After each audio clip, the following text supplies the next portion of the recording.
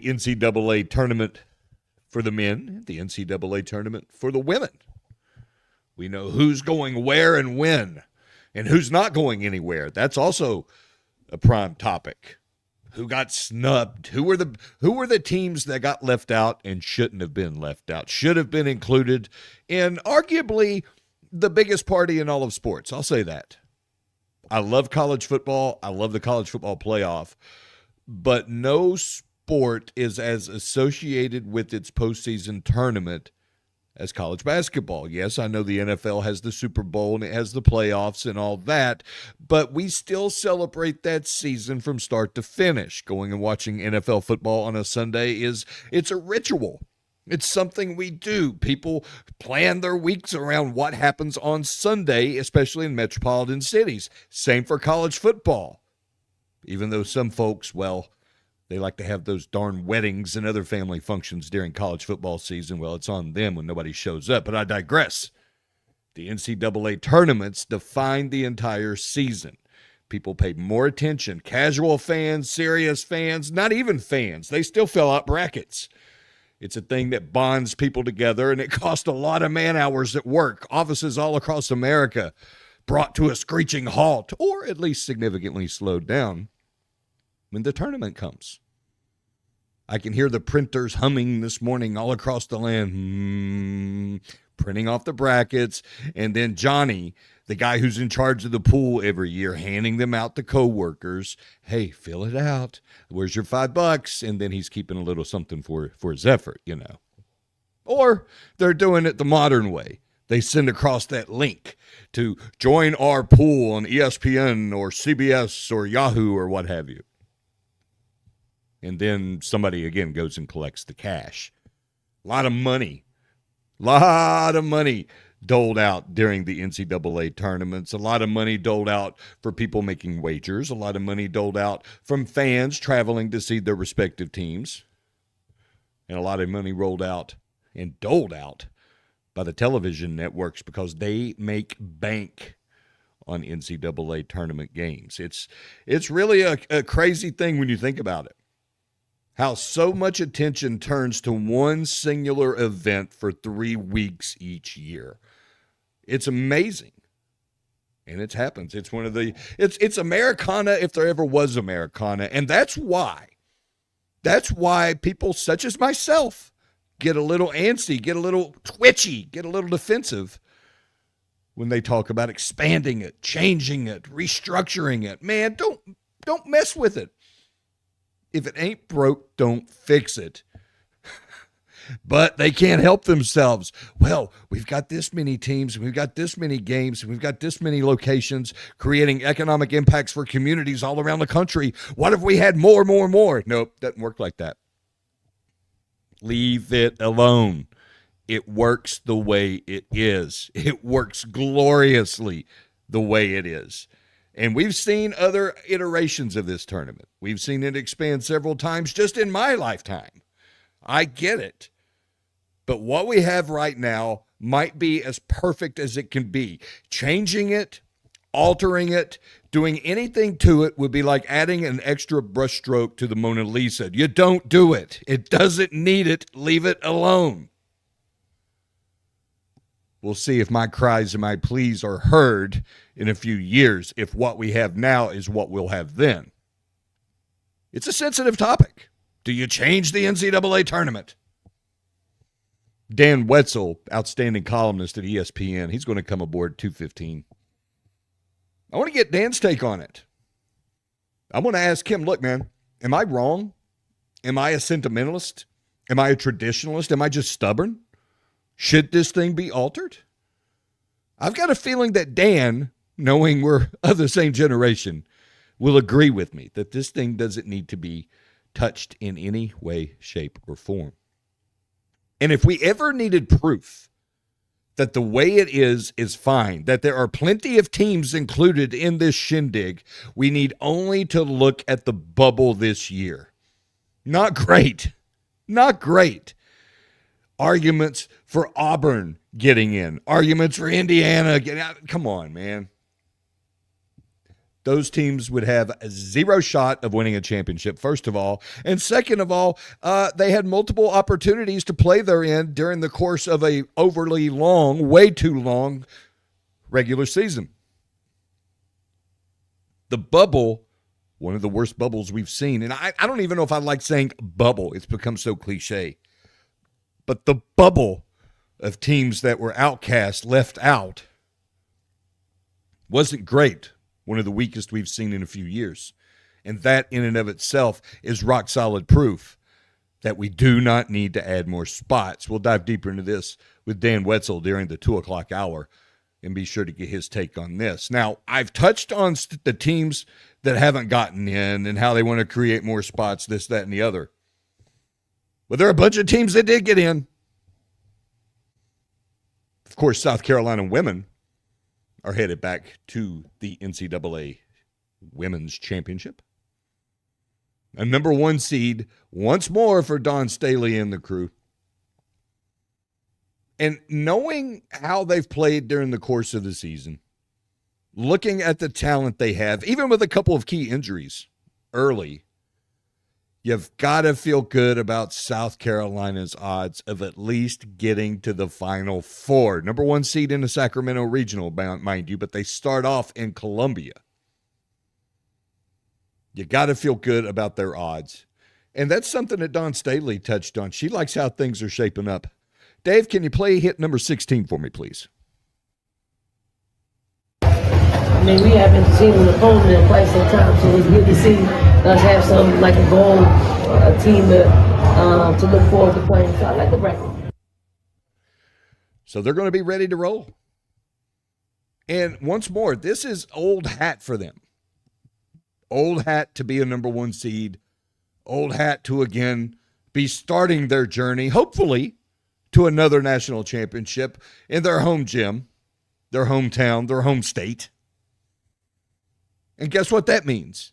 That means their home fans will really be able to buy in because, yeah, South Carolina fans travel, but let's face it, hauling your butt all the way to California for the next round or so, not ideal, not great,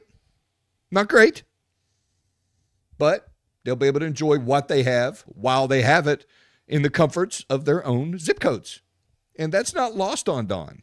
That's something that she celebrates and she acknowledges every chance she gets.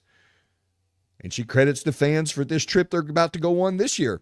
Dave, can you play number 19? Certainly been there with us through the good, through the bad, through the ugly.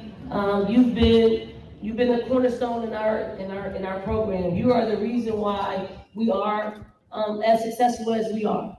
Believe it or not, you created a home court advantage well before we were pretty good at basketball and put a product on the floor that you could be truly proud of. So we thank you. We thank you for hanging in there with us.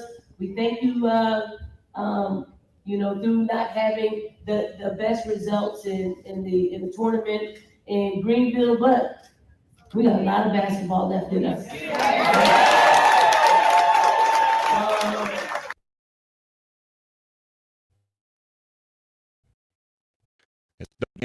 Really gets cricket. We'll talk more about the women's tournament. We got Talia Goodman on 3 Sports. And I will say this. We know her father, Jeff Goodman, field of 68 and all that, just a basketball savant. She has really carved out her own space in the world of women's basketball. She's become the go-to source for all things women's basketball, especially on a national level. She's going to come aboard at 1:15. And I want to get her perspective on how South Carolina's path compares to that of the other number 1 seeds. Is it a given that UConn will defend its national championship and add yet another trophy to Gino's case? Right now, and this was what I saw just a few hours ago, UConn a 48% chance to win the whole darn thing again. That is absolutely ludicrous. South Carolina, the next highest percentage at 15. Does it have a path to get to a spot where it can beat UConn? Where it can win another title? Well, let's tell you, Goodman when she comes aboard at 1:15. Only a couple of men's teams from South Carolina making the field. Of course, the Clemson Tigers up in the upstate. The number 8 seed in the South. Going to play number 9 Iowa down in Tampa. And Furman, by virtue of winning the SoCon, well, they get UConn. So we'll see how that works out. I'm not saying it can't happen, but more than likely a 15 beating a 2. We're not going to see it. But we'll be positive until told otherwise. And I will say this. The Paladins will be doing all of us a favor. Me, you, all the listeners out there, and just about everyone in the basketball universe. A big, solid favor if we can get Dan Hurley off that stage, because it's just a matter of time, but he goes completely loco and does some real damage to somebody. He's a little off balance on game days. Again, it's a best and worst of the weekend Monday, 803-404-6100. Give me your best and worst of the weekend. Here's another worst. Rough weekend for South Carolina baseball. For the third straight year, the Gamecocks dropped their SEC opening series, this time at number 23, Florida, and it was ugly. It was ugly start to finish. We'll get into the details of that throughout the program. And also South Carolina football resuming spring practice this week. What can we expect to hear from training camp? Is that the right word for spring football? Would you call it training camp? Not really. It's spring football. They're getting ready for training camp. I guess you could frame it like that. We'll find out the latest from Shane Beamer and the crew. And we're also going to break down the brackets a little more minutely. Who was left out? Who should have been included? Who has an easier path than this team might have? And we'll make arguments for who could be in the Final Four. That's all going to happen at 12:30 when David Cobb, CBS Sports, comes aboard.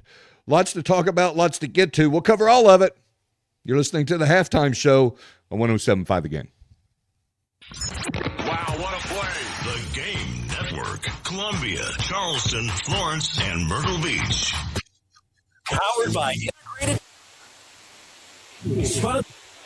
Glass for auto, home, and commercial glass. ShepherdsGlass.com. In Chapin and West Columbia. The Game TV. Sponsored by Shepherd's Glass. Broadcasting live from the Herndon Chevrolet studio. Herndon Chevrolet is your hometown dealer. Stop by today or shop online 24/7 at HerndonChevy.com. This is Joe Cordell of Cordell & Cordell. Cordell & Cordell is the largest family law firm in the country with over 35 years of helping clients navigate divorce. If you or someone you care about is facing a family law issue, let us set up a 1-hour Cordell Consult. The Cordell Consult is a meeting with a local attorney who will give you clear guidance about your options, whether it's a separation, a postnuptial agreement, divorce, or custody. Visit CordellCordell.com. 1201 Main Street, Columbia. At Average House Furniture Warehouse, our sofas have cushions, our tables have 4 legs, our recliners recline. So come on by for a perfectly average experience. Cumulus Digital doesn't stop at average. We work with more than 4,000 local businesses every month, delivering campaigns that beat industry averages by over 25%, driving real, measurable growth. You're not average. Your results shouldn't be either. Visit cumulusdigital.com to start outperforming today. Powered by Integrated Media. The Game TV. Sponsored by Shepherd's Glass for auto, home, and commercial glass. ShepherdsGlass.com. In Chapin and West Columbia. The Game TV. Sponsored by Shepherd's Glass. If your lawnmower's sat all winter, you're running out of time to get it ready for spring. Now for a limited time, Cato's Power Equipment is offering special spring service price with push-more tune-ups starting at $100 and zero-turn services starting as low as $200. Let Cato's get your equipment tuned up and ready for the mowing season ahead. Need help getting your mower to us? Pickup and delivery starts at just $50. Don't wait. Call or stop by Cato's Power Equipment today and get your mower ready before the grass takes over. Visit CatosPowerEquipment.com. If you need orthopedic or neurosurgical care, it's a big deal to you and to us. At Midlands Orthopedics and Neurosurgery, we offer easy access to seasoned physicians with the most extensive outpatient experience in the region. Whether it's joint replacement, a neck or back procedure, or injury care, You can trust us to provide customized treatment plans with easy access, great outcomes, and lower cost to you. Midlands Orthopedics and Neurosurgery. This is the sound of Jack buzz cutting his way to a small fortune. To Jack, every time he cuts his own hair, that's $50 right in his pocket. If Jack sees DIY buzz cuts as a saving strategy, Wells Fargo is right behind him. And what'd you say? I was out of the room for a sec.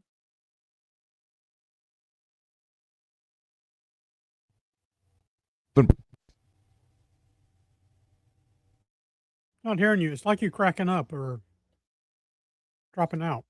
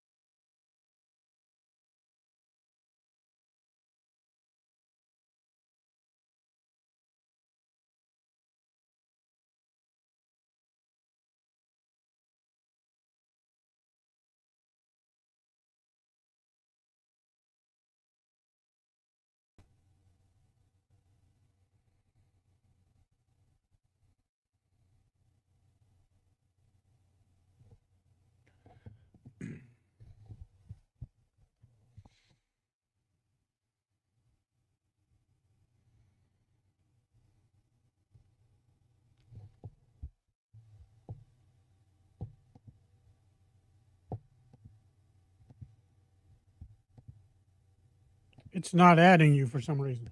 I hear you. We'll just go with it. It's a halftime show, 107.5 The Game. We've got David Cobb of CBS Sports joining us just a couple minutes, about 12:30. Going to get his take on the NCAA Tournament Men's Basketball Championship bracket, or field. I mean, I look at, I know it's a bracket and it's the way the teams are shaped up, but I think saying the field, it really doesn't size things up. You need to know who's playing who and where. So we'll say bracket, but we got him coming on at 12:30. SEC with the most teams, they got 10, Big Ten 9, ACC, Big 12 8 each, and then you had the mid majors with their normal spots filling out the field of 68, and one mid major conference in particular got its first ever at large. Miami of Ohio. We celebrated Miami of Ohio during the regular season. Talked about its phenomenal run, 31-0. Then it fell in its conference tournament. But it got in. The selection committee deemed its entire body of work worthy of putting it in the tournament. And I actually think this is a good thing for Miami of Ohio. I think Miami of Ohio now might be a better team going into this tournament than it was at any point during its 31-0 run. It now has confidence, hear me out, by losing in its conference tournament and getting deemed worthy of an at-large bid by the committee. It validates them. It gives them confidence. It makes them realize that they do belong. If they had any doubts whatsoever, wiped away now. And now they can play free and uninhibited. If you were to lay the Miami of Ohio roster down, redact the name, and put it next to Auburn, Oklahoma, redact the names, it would not have the best roster. I get that. More talent on those other teams, I believe it. I believe it. But they deserve their flowers for doing what they did, that running through the entirety of the regular season without stubbing their toe once. It's pretty incredible. Now I think they can play free. Now, the flip side of that coin is that no chip on their shoulder. They won't have anything to prove, maybe, because they're already there. Or it could be the opposite. They are there and they want to make some noise. Either way, they're in. Oklahoma didn't make it. Auburn didn't make it. And I've got to be honest. I'm pretty happy about that.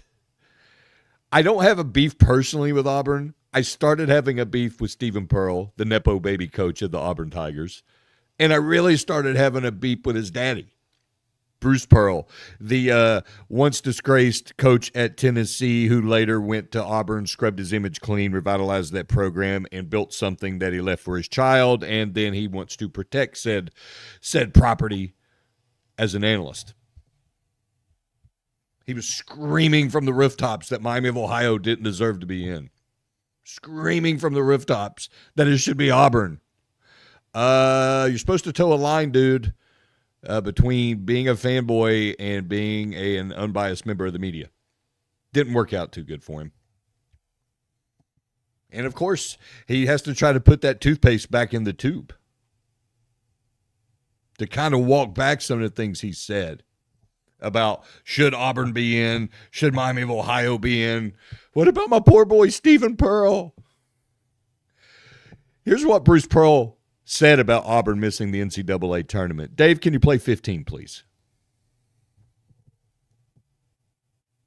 That turned out to be a better game than what people thought it was going to be because Ole Miss did so well in the SEC tournament. Auburn beat three champions this year. They beat Florida, they beat St. John's, and they beat Arkansas. They played the toughest schedule in the country. Don't know that they were rewarded for it. It's hard to get another couple of SEC teams in when the SEC already has 10. Yeah, the SEC already had 10. By the way, had 14 last year. But yeah, had 10, Bruce. We get it. And we also get that Auburn, had a really tough schedule, dude. I mean, that was brutal. That was brutal. But what does it matter if you don't make hay with that schedule? Auburn went 17-16, 7-11 against a very difficult schedule. Okay, that's great. But it doesn't do any good to you have a really tough schedule if you don't actually do anything with said difficult schedule.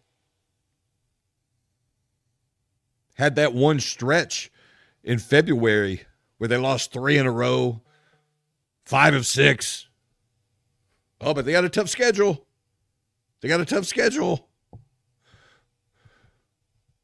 He will not back down. That argument kills me. Oh, they have a tough schedule. Anybody can have a tough schedule. It's what you do with that tough schedule. Are we to reward them for being one game above 500 against that tough schedule? Is that the same or perhaps better in Bruce Pearl world than going 31-0 against lesser competition? 17-16 versus a really tough schedule versus 31-0 against lower competition. Which is it?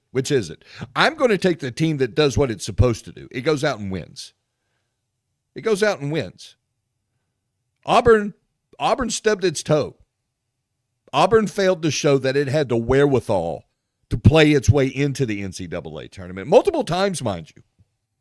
Multiple times. Including the regular season finale at Alabama. March 7th, lost 96-84 to the Tide. That's a rivalry game, no less. Rivalry game, more than likely, going in that if you win this game, your ticket is going to be punched as an at-large. And blew it. Had more opportunities in the SEC tournament. That's not a great Tennessee team that beat Auburn by 10 in the second round of the SEC tournament. Auburn could have played its way in. It didn't. So them being the Auburn Tigers, they not getting in is their own fault. They did it to themselves by not winning enough games, not winning when they had to, not winning when they were supposed to. They dropped a couple this year where Mississippi State ain't great, but they beat Auburn 91-85 on February 18th. Not great. Lost to Oklahoma, who looked pretty darn good, by the way, in the SEC tournament, but lost to them by double digits. And, by the way, lost to Ole Miss at home. But they want to get into the NCAA tournament. And, by the way, speaking of Ole Miss, God bless their hearts. Chris Beard can coach, man. That dude can coach. Say what you want about him personally, his personal life and all that stuff that happened when he was in Texas. That dude can coach. And I was just really hoping and praying and hoping and praying that we would have the most unlikely SEC final probably ever with Ole Miss and Vanderbilt. That would have been pretty awesome. We could chop more of that up next hour. But on the other side, we got David Cobb, CBS Sports. He's going to join us. We're going to go over the NCAA Men's Championship bracket.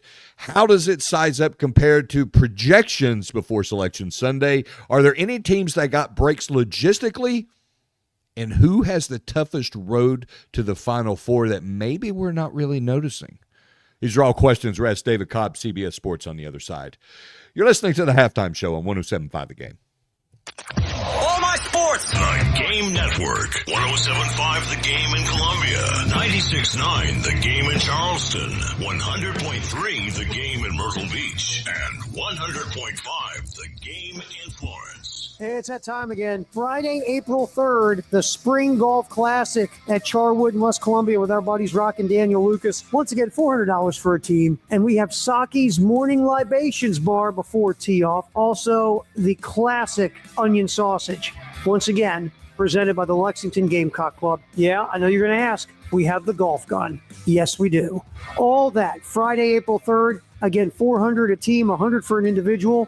Very simple. Write down this phone number, 803-755-2000, and press number 2 for our buddies at Charwood. Again, 803-555-2000, press 2. April 3rd, it's the Spring Golf Classic from the Game.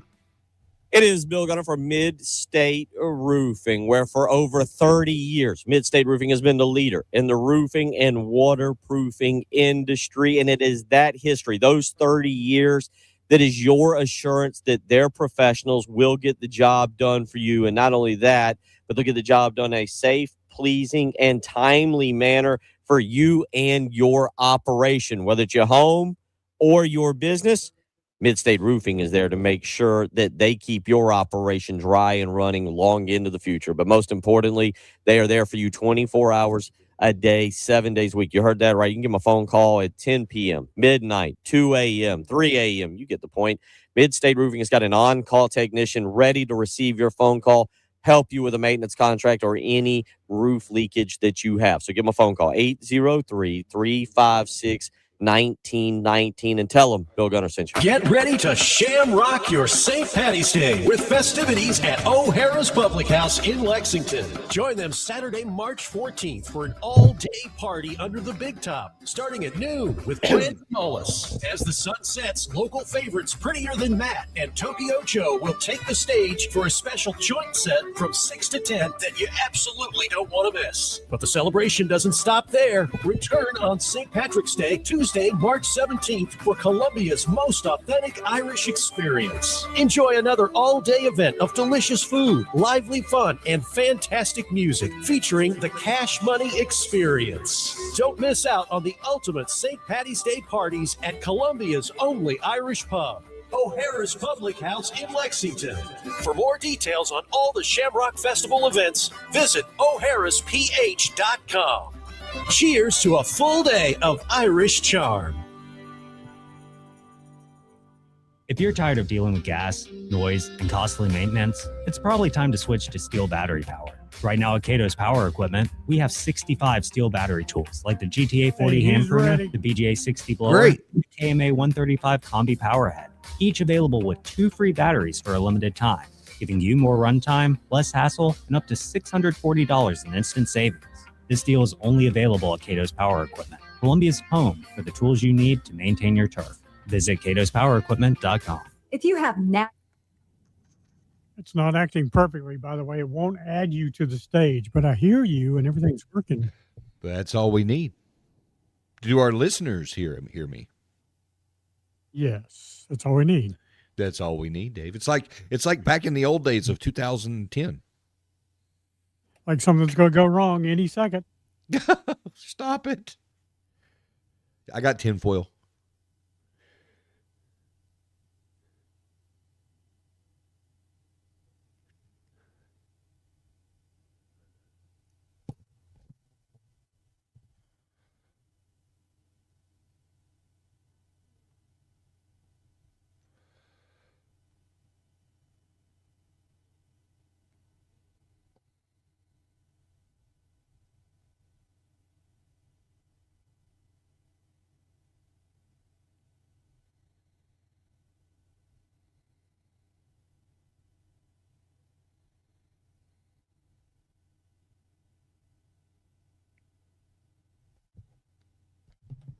Yeah, well, it's not streaming on YouTube, so there must be a problem. It'll be all right. How long do we have? About a minute. 20 seconds. Okay, great. I can't hear anything, so. Stay on the air. You're the play-by-play guy. Abdallah being testy. All right, here we go. And Westwood One Sports Night. Stay on the line, get on the call, talk about whatever you want. That's what we're doing on Westwood One Sports Night. Westwood One Sports Talk. Follow and listen on your favorite platform. The Halftime Show with Bill Gunther and Tyler Head. On the Game Network, the 107.5, the Game app, and at the Game TV radio on YouTube. Kane is in the building.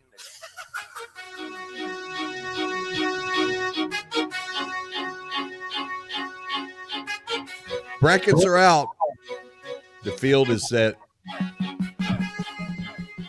And probably the best 3 weeks in all of sports about to begin. We got the first four cranking up. Tomorrow, Texas and NC State. UMBC. Whenever I see UMBC, my heart smiles. UMBC, obviously, the only 16 to beat a 1. They beat Virginia back in 2017? 2018. They got Howard. Prairie View versus Lehigh. And then here we go. Miami of Ohio versus SMU. Playing a Power 4 right out of the gate. I dig it. And I like that SMU team. I mean, I'm shocked that SMU team didn't just get into the regular field, not have to be one of the first four. I like that SMU team. Very well coached. I like Poopy Miller. He's one of my all-stars for the year. But how's the rest of this bracket size up? That's the big question. Let's ask an expert. Joining us now, it's our friend David Cobb, CBS Sports. David, happy Monday after Selection Sunday. Thanks, man. It's been a wild ride living the bracketology life, but hey, you know, we got all 68 right. So it wasn't rocket science this year. I thought the committee had a pretty clear understanding of how to handle the bubble. I thought the committee did a really good job. I've ripped them for their seeding of Vanderbilt, but overall, you know, A- level work. The project from the committee. Well, okay, let's talk about Vanderbilt. Vanderbilt made a 5. They're going to open up against number 12 McNeese State. Where did you see the Commodores landing? Yeah, Vanderbilt deserved a really favorable 3 seed based on the metrics that the committee says they look at. And what I did and what we did at CBS is we made the mistake of believing the selection committee when they've been out there banging the drum this year in particular about how much they do factor in conference tournament results. Well, what we saw is a situation where Vanderbilt was locked in either after its first SEC tournament game or maybe even before because the committee, you know, they do a lot of deliberating on Friday. Well, Vanderbilt didn't even play Tennessee until Friday. And from that point on, they picked up 2 quad 1A victories, and they went soaring in the metrics. There is not a single metric that the committee looks at that would suggest Vanderbilt deserves a 5. They deserve a 3. So that was a huge, huge miss from the committee, and they really end up with egg on their face on that one because, look, if conference tournament results are only going to matter to the extent that they are convenient for you in the process, then just say that. Just be honest about it. We all understand it's a hard job to select the 68 teams, seed them properly, and do that while there's games being played on Saturday and Sunday. It's hard. Nobody's saying it's not, and I think they got a lot right. But I mean, the Vanderbilt thing is just a huge, ugly miss. But if that's the worst thing they did, then you know, again, I think they did a pretty good job. So, you know, Vanderbilt's got a 4 seed there. Nebraska, they could play in the second round, who I think they could be, you know, they would have a really good chance of beating Nebraska if that matchup comes to fruition. So maybe it's not all bad for the Doors, but they definitely got the shaft yesterday. You know, you bring up a really interesting point, talking about how Vanderbilt didn't play Tennessee until Friday, and by then the committee was already rocking and rolling. That kind of drives home this conversation that's getting more steam, that the conference tournaments, by and large, in 2026 are more detrimental than beneficial. What's your take? So I want to be clear. I do think that conference tournaments matter a lot. They matter to the fans. They matter to the programs, to the teams, to the leagues. They're generally a really good experience if you ever get a chance to go to one. I've been at the SEC tournament, I think 5 years in a row now, probably 7 or 8 times over the course of my career. And it's fun. It's high intensity. They care. These teams laying it out there on the line for a trophy. And from that standpoint, they do matter. But do they matter in terms of where you're going to be seated in the NCAA tournament? Not as much as they should. Now, the committee, they do, quote, factor them in, but not in the sense that they factor in every other result from around the country, from around the season. They just don't have the bandwidth to sit down and reevaluate the metrics on Saturday and Sunday. And that was proven out again in this scenario. Now, of course, Purdue, they got a 2 seed because they won the Big Ten tournament. Well, they set that contingency either on Friday or Saturday. They didn't go back to the drawing board on Sunday to determine that. It was predetermined. And what happens when you start predetermining things is you overlook the reality of what Vanderbilt accomplished with a win over Florida. I mean, until Purdue beat Michigan on Sunday in literally the last game before the selection show, that Vanderbilt win over Florida was the best win of anybody in college basketball during the entire week. And they got nothing for it. They got absolutely nothing for it except a bunch of scrapes and bruises from going up against a physically imposing Florida team. It's frustrating to see that play out. I don't think the conferences are going to stick up for their teams as much as they should, though, because here's this. The conferences, they don't want their fans thinking that their tournaments don't matter. The conferences want their fans to believe that the conference tournaments matter. And so they're not going to go out on a limb and advocate to the NCAA to seed more properly based on what happens in the conference tournaments, because the ACC, the SEC, the Big Ten, the Big 12, et cetera, they want the fans to believe that everything is on the line. So they'll buy tickets and go to the conference tournaments. And the fact is that's just not the case, even though the conference tournaments are for a trophy, and I think the teams and the programs care a lot about them. It's just not really as big of a factor in seeding as it should be. We're joined by David Cobb, CBS Sports. Follow him on X at David W. Cobb. David, I like the train of logic that we're writing here, because I looked at the 4 number 1 seeds when they came out, and they were exactly what we predicted them to be about a week ago. And I can digest Michigan being a number 1 because they did advance to the championship game of the Big Ten and Purdue's pretty darn good basketball team. I can't really deal with Florida right now. I have Florida. I still think Florida can win a national championship, but that was one of the biggest eggs we've seen laid all year. First of all, what the heck happened to Florida, and why wasn't Florida penalized more for just really not being a good basketball team on Saturday or Friday rather? Yeah, they dropped briefly to a 2 seed. All we needed for Florida to get off the 2 line, to get off the 1 line, was for Houston to beat Arizona or for UConn to beat St. John's. Neither one of those things happened. So if either of those things had happened, Florida would be a number 2 seed in this bracket today. Houston had it there for the taking. Now, in the end, it doesn't matter a whole lot because it shaped up the way it was always going to shape up, with Florida and Houston in the South region next to each other. Now, which one's the 1, which one's the 2? That was determined by conference tournament games. So again, I don't want to frame it as though like what happens in the conference tournament games has zero impact. But the truth is the committee is unable and unwilling to look at the full picture. They do not look at the full picture as it's impacted by conference results. They predetermine what they're going to do on Friday or Saturday, and then they never look at the full picture again. So they got it right with Florida being the last number 1. I don't know what happened against Vanderbilt other than we saw that when Florida is not hitting from the outside, and they're a little streaky this year, and when the opponent gets hot, that's when they're in trouble. So, for example, in the quarterfinals, Florida beat Kentucky despite the fact that it shot the ball horribly, and they won that game fairly convincingly. But Kentucky also shot it poorly. In those rare circumstances where Florida is not hitting from the outside and their opponent is as well, I mean, that's when they're vulnerable. It's a game of 3-point roulette, this time of year in a single elimination format.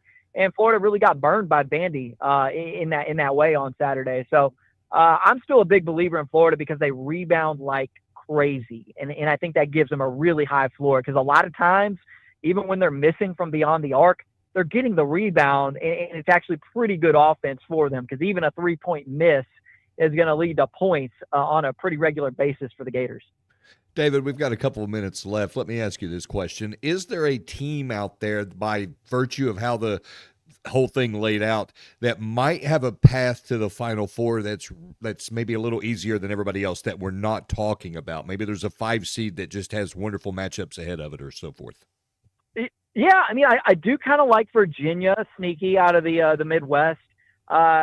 Virginia didn't get a ton of the high-end, big-time headline victories over the course of this season, but I was really impressed with them in the ACC tournament. The two things that Virginia has that I love, they have great three-point shooting and they have great rim protection. All right, like boom, bing, bang, boom. Like that's a fantastic couple of traits to have going into the NCAA tournament. Ghana Onyenso erased everything at the rim against Duke in that ACC tournament title game, and then they got about 5 or 6 guys who can hit threes, and so Iowa State's there in their little pod in that Midwest region, and Michigan's the 1 seed in that bracket. And, you know, look, I think Michigan's a little more vulnerable right now than they were throughout the course of this season. They do not have the elite guard play that we often see from those number 1 seeds. So I think Virginia as a 3's got a pretty good chance in the Midwest. I got them going pretty far in this bracket. I reserve the right to change my picks before Thursday, but as things stand now, I would absolutely have Virginia going on a run. All right, David, what first-round matchup should we watch? Yeah, I love South Florida, Louisville. If you like a lot of three-pointers and some high-octane offense, man, that one's going to be a lot of fun. Both those teams fire the 3-ball up at a ridiculous clip, and South Florida is a really good, fun team to watch. Louisville, if Mikal Brown Jr. plays, star freshman, he could go off for 30. So you got about 4 or 5 guys in that game between those two teams who could really, really get hot and create a lot of fun. So that Louisville, South Florida is the first one that jumps out to me. He's one of the best in the business. You can follow him on X at David W. Cobb. David, you're the man, brother. I know you're like exhaling right now because it's like a hurry up. And then when the brackets come out, you just sit back and chill with like a brandy sifter or something, right? Well, we still got content to churn out, but it is a huge relief. It was really fun being a part of the Bracketology project this year, but it was exhausting. And now it's like the actual fun starts because we get the most beautiful thing in sports, which is the NCAA tournament bracket in its perfect form. And buckle up because I guarantee it's going to be a fun few days ahead. All right, he's David Cobb, CBS Sports. Appreciate you coming on, pal. Yeah, no, thank you. All righty. You can follow David on X at David W. Cobb. You're listening to the Halftime Show, 107.5 The Game. Wow, what a play. The Game Network. Columbia, Charleston, Florence, and Myrtle Beach. Gamecock fans, get ready for something new this season. Charleston now has a new station for Carolina sports talk. Dial in to 96.9 The Game on HD3. Head to 96.9 FM and on an HD radio, punch into HD Channel 3. You'll unleash live Carolina coverage you can listen to all day long. New on HD3. It's 96.9 The Game HD3, South Carolina's newest sports station. This is a Westwood One Sports Minute. Philadelphia Eagles can say whatever they want about star wide receiver A.J. Brown. Everything that's being reported leads me to believe that the Eagles still want to trade A.J. Brown. The report at the end of the week that the Rams were interested in A.J. Brown, the Patriots were in the mix for A.J. Brown. I don't think this gets out there if Philly is not trying to drive the asking price up. My sense is A.J. Brown plays elsewhere next season. I'm Nick Costos.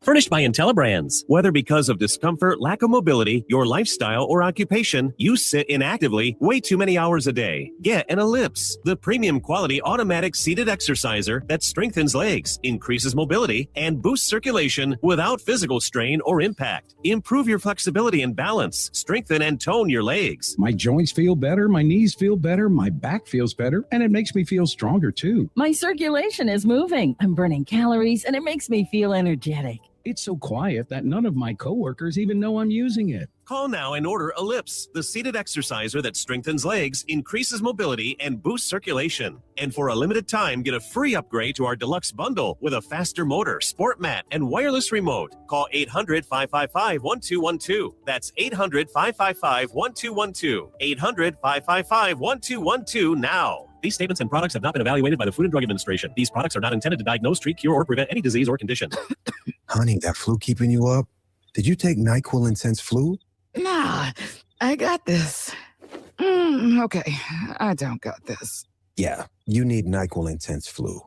Undo your flu with NyQuil Intense Flu. NyQuil Intense Flu provides powerful relief of your flu symptoms so you can sleep. You do got this. NyQuil Intense Flu. The nighttime sniffling, aching fever. Best sleep with the flu medicine. Use as directed. Keep out of reach of children. My car smells fresh, so fresh, always so fresh every day. My car smells fresh, so fresh, like I cleaned it yesterday. Got that Febreze car on the vents, living life with that just clean freshness. Febreze car, if you know, you know. Up to 40 days a scent on low. My car smells fresh, so fresh, always so fresh every day. My car smells fresh, so fresh, like I cleaned it yesterday. That's right, breathe happy Febreze, la la la la la. Honey, that flu keeping you up? Did you take NyQuil Intense Flu? Nah, I got this. Okay, I don't got this. Yeah, you need NyQuil Intense Flu. Undo your flu with NyQuil Intense Flu. NyQuil Intense Flu provides powerful relief of your flu symptoms so you can sleep. You do got this. NyQuil Intense Flu. The nighttime sniffling, aching fever. Best sleep with flu medicine. Use as directed. Keep out of reach of children. My car smells fresh, so fresh, always Hey, Dave. so every day. My car smells fresh, so fresh, like I cleaned it yesterday. I'll be calling for number 21 here. Living life with that just clean freshness. Febreze car, if you know, you know. Up to 40 days a scent on low. My car smells fresh, so fresh, always so fresh every day. My car smells fresh, so fresh, like I cleaned it yesterday. That's right, breathe happy Febreze, la la la la la. The Halftime Show with Bill Gunter, Tyler Head, and David Ayer on the Game Network and streaming on the 107.5 The Game app.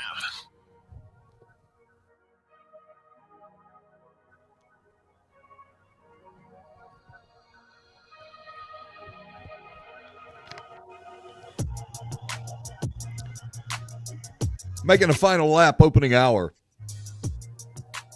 The Halftime Show.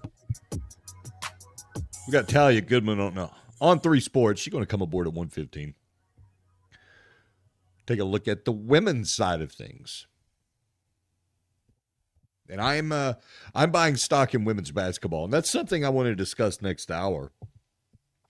Have the powers that be done enough with regards to women's basketball to really leverage the momentum created over the past few years? Are they really making the most of this opportunity to raise the floor? That's a good way to put it. People use that a lot. That's in our vernacular. The floor, the ceiling.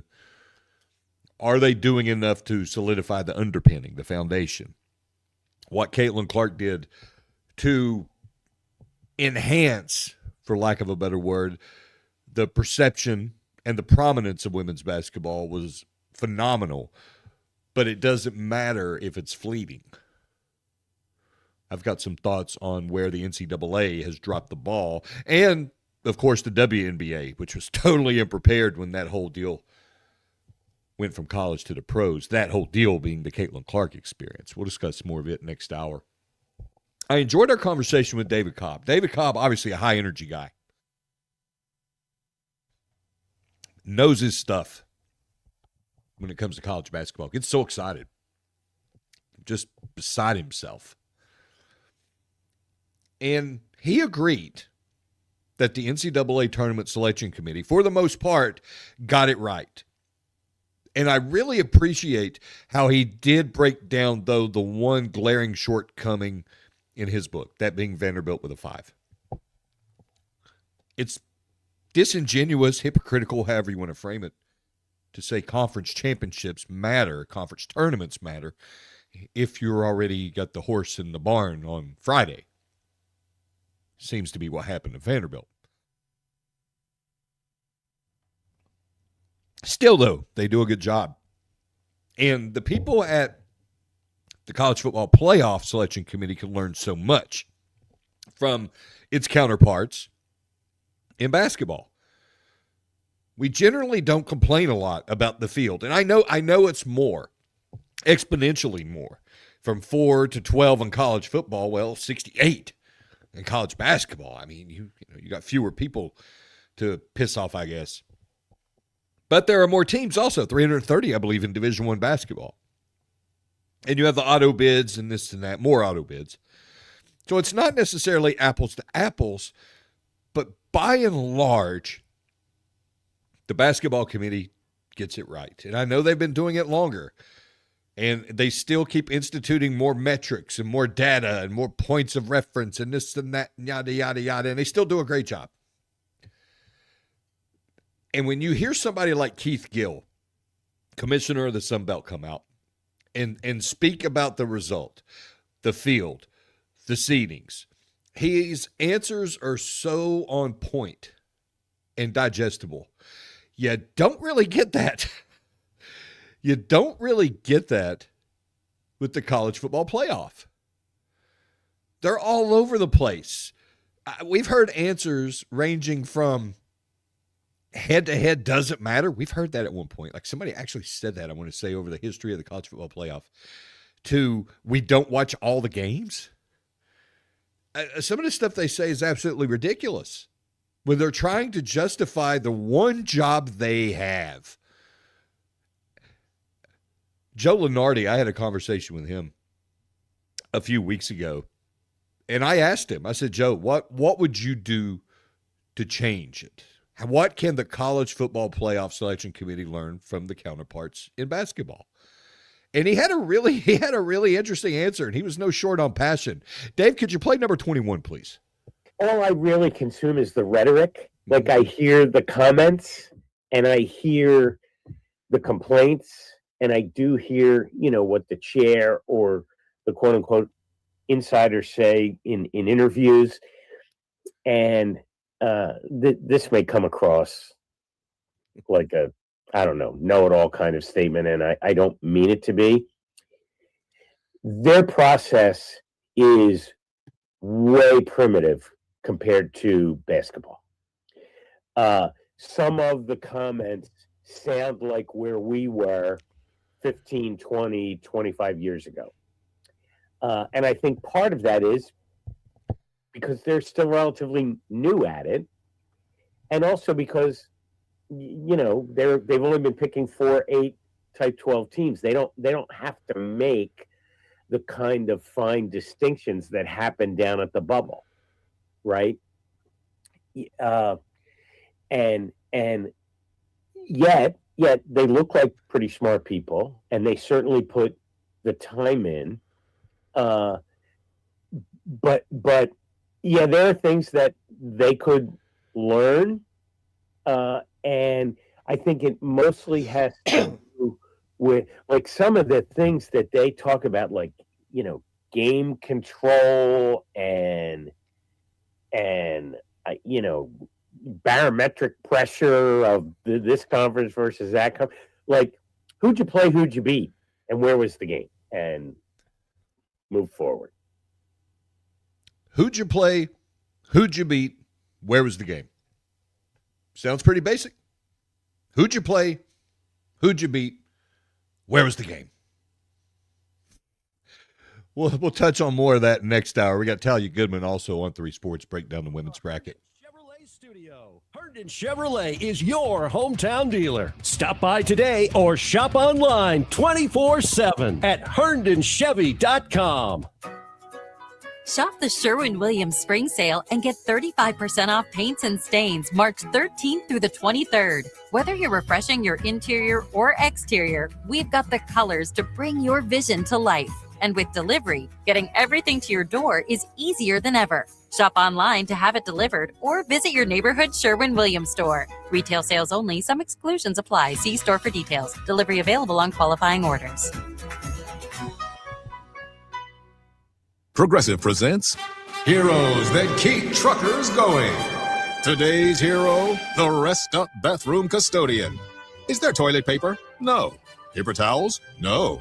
Clean stalls? Also no. But the soap dispenser is full, and that counts for something. Thanks, hero. Know what else keeps truckers going? Progressive's expanded cargo protection through their enhanced Cargo Plus coverage. Get a quote at progressivecommercial.com. Progressive Casualty Insurance Company and affiliates. Coverage subject to policy terms, limits, and conditions. Not available in California. Hi, my name is John, and I'm self-employed, and we got sidetracked on our taxes at the 2008 recession, and it became a monster that we couldn't tackle ourselves. We heard about the Ecton Law Firm on the radio and contacted John. If you could classify someone as a miracle worker, I would put him at the top of the list because he took our problem and resolved it for us with our not only our unpaid taxes, but our unfiled tax returns from previous years. And I would highly recommend the Ecton Law Firm. It's great to know we have changed people's lives for the better. Hi, this is local attorney John Ecton with the Ecton Law Firm. For over a decade, our office has been dedicated to helping hardworking individuals and businesses solve tax problems for good. So if you have years of unfiled tax returns or are facing IRS wage levies, bank levies, or tax liens, call our office today at 771-9800 or go to EctonLawFirm.com. That's ECTON lawfirm.com. Let's get your tax problem solved for good. Call today. You'll be glad you did. Twin Peaks is the best in the game. Here, your favorite drafts are poured at a frosty 29 degrees, and rare barrel-aged whiskeys are served just the way you want them. It's bigger game days and bolder fight nights. I mean, where else can you find a scratch kitchen that always comes in clutch every day from lunch to late night? Only at Twin Peaks, the #1 sports bar. Twin Peaks Scratch Kitchen scores every time. Dig into hand-smashed burgers, chef-inspired flatbreads, and more at your local lodge. Not sure how to tackle your taxes? Are you sweating the small print? You may be experiencing FOMO, the fear of messing up. The answer? Using TurboTax on Intuit Credit Karma. They help you get your biggest refund, and then we help you do more with it. With a personalized plan designed to help you hit your money goals. It's time to take your taxes to the max. Start filing today in the Credit Karma app. At Cato's Power Equipment, we pride ourselves on the relationships we build with you and with your lawnmower. Right now, you can own a Toro Time Cutter or Titan Zero Turn with payments as low as $100 a month and 0% financing for qualified buyers, plus plenty of great financing offers for all credit scores. Now through April, Cato's will include a free 5-year extended warranty pack backed by our Master Service Repair Center, because the tools you need to maintain your turf should come with the support you deserve. Come shop at Cato's Power Equipment, family owned since 1984. For appliances with Reliances, that's Jeffers McGill.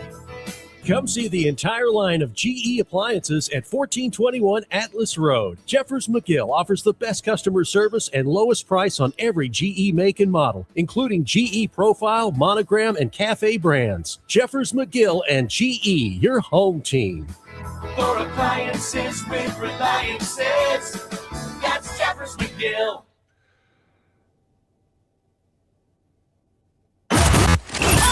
Your home for the Gamecocks. 107.5 The Game. WNKT Eastover, Columbia. A Cumulus media station. The Halftime Show with Bill Gunter, Tyler Head, and David Ayer on the Game Network and streaming on the 107.5 The Game app.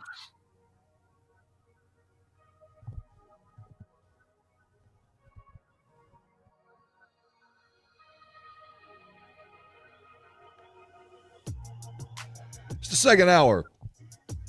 The halftime show. Scott Hamilton in. David Ayer running things on the other side of the glass. We're going to dive deeper into the women's tournament. About 15 minutes. Talia Goodman on 3 Sports coming aboard. We're going to get her take on how South Carolina's path compares and contrasts to that of the other #1 seeds. And also try to make sense of this. What's up with the number of regular season rematches that have been created during this bracket? There's some rematches that happen, some games that happen during the regular season. They're going to be repeating themselves over the next few weeks in the NCAA tournament. We'll get her take on the thinking behind that, or was it just fate? A roll of the dice. It's how it worked out. SEC tournament over the weekend, absolutely fantastic. Just wonderful theater. I'm watching Vanderbilt make its run. I'm watching Florida collapse. It was just incredible. Vanderbilt, and as David Cobb of CBS Sports told us last hour, should have been rewarded with a 3 seed for its efforts. Instead, it gets a 5. It's going to play McNeese. And the winner of that will play the winner of Nebraska-Troy, presumably Nebraska, one of the better teams in the Big Ten for most of this season.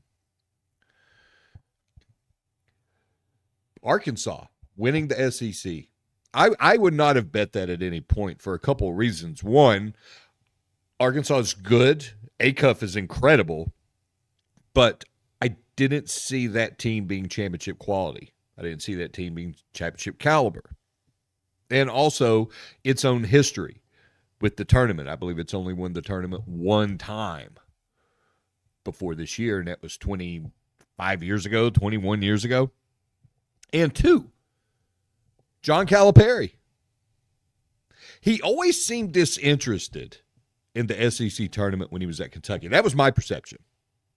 He always seemed like it was an afterthought. Like it was, oh, here we go. We got to play in this. And I get it to a certain extent. It's all about national championships. I get it. I understand. And maybe that helps explain why those Kentucky teams that were always so loaded with talent didn't win an SEC championship for the final few years he was in Lexington. Last time they won it was in 2018. They won it 6 times. 6 times in the 15 or so odd years that he was there. 6. Even though year in and year out, you could say by far Kentucky had the best roster. By far. There was always some kind of disconnect when it came time to play in that event.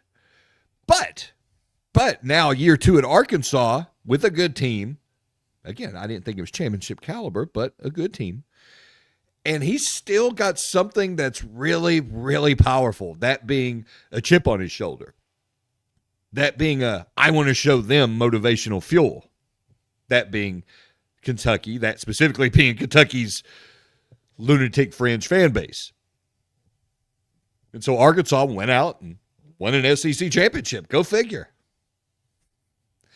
And, of course, he tries to spin it one way or another. Oh, well, we're always trying to win a championship. I'll do whatever I have to do to get my team fired up. If it's going out and saying this is for a championship, this is what we're going to do.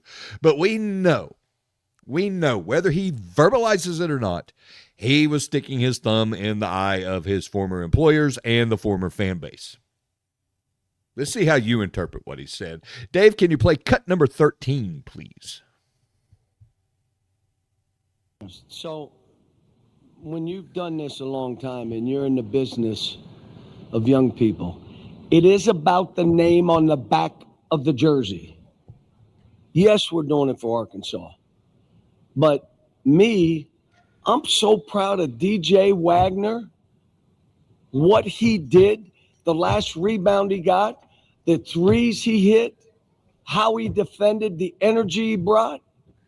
I am so happy for Nick and what he did because Malik did not play well.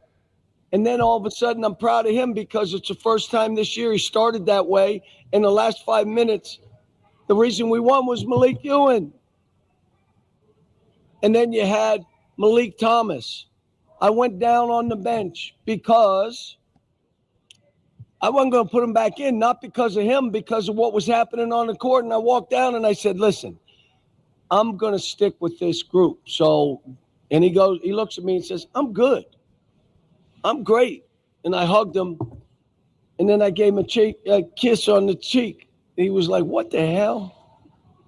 But you look at it, you look at Billy, you look at how much Darius has grown, not only as a basketball player, as a leader. It's incredible. That's what we should be in the business for. You want to win, but it's the name on the back that I'm in the business for. Now, I kind of been that way and done all right at every school I've been at. So you could say it's wrong, or you can live with it. You could be peed off or peed on. I really don't care. And so this was for these guys. Can I tell them what I said in the pregame? So I said, guys, it's another game. We're trying to get better. Let's see where we are. We're holding our seed. And Nick Pringle in the back said, hell no. This is for a championship. And I said, if that's what you need me to say, great, let's go get this championship. I mean, this is about them. I've done this so long. There's stuff you do you don't even know. And I said it the other day. I don't have a rear view mirror in my car. I look one way, out, that way. Yeah, doesn't have a rear view mirror in his car. Yeah, he's looking back. He's looking back. And I get what he's saying. It's about the name on the back, and he's done pretty well where he's been, but he never cared about it until it was an opportunity to use it to stick it in his former employer's eye. Never cared about it. And, of course, he's also using this as recruiting leverage. It's about the name on the back. He's always recruiting. He's always recruiting. What do people in Kentucky must be dealing with right now? Because you have John Calipari winning the SEC. You have Rick Pitino crushing it at St. John's, winning the Big East. You talk about a team, it got a 5. You talk about a team that probably deserved to be higher. That's one right there. And looking at an absolutely incredible second-round matchup potentially with Kansas.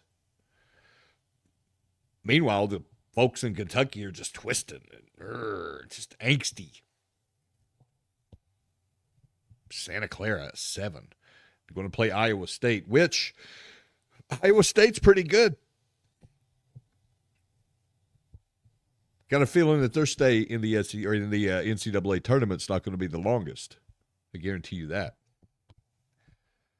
Here's another coach that had bad optics. And I'm not going to say Cal had bad optics because he went and he won. He went and he won. He won the tournament. He's able to say, I did that. God bless him. Good for him. How about John Shire at Duke? John Shire at Duke won yet another ACC tournament championship. Good on him. But he couldn't help but to complain some more.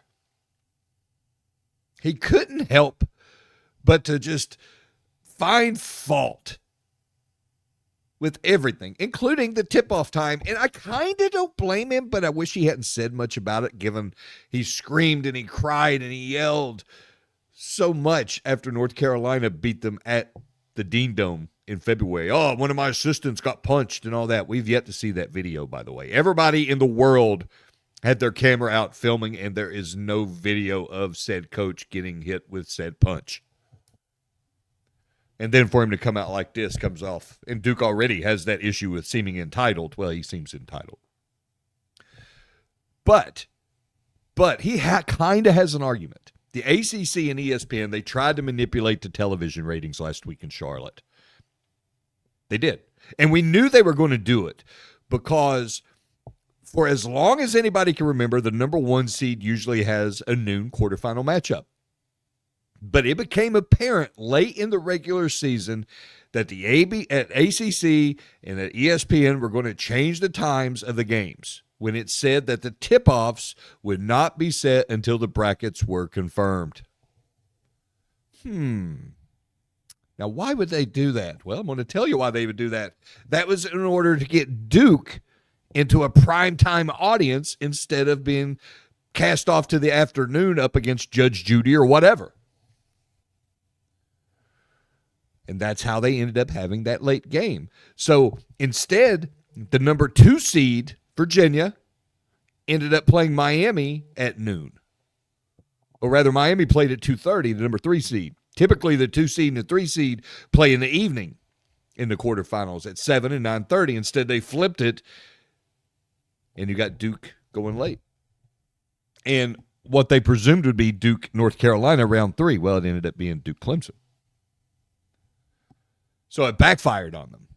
And it ticked off their coach, who just continues to just lose points for being likable and all shucks and all that with each passing season.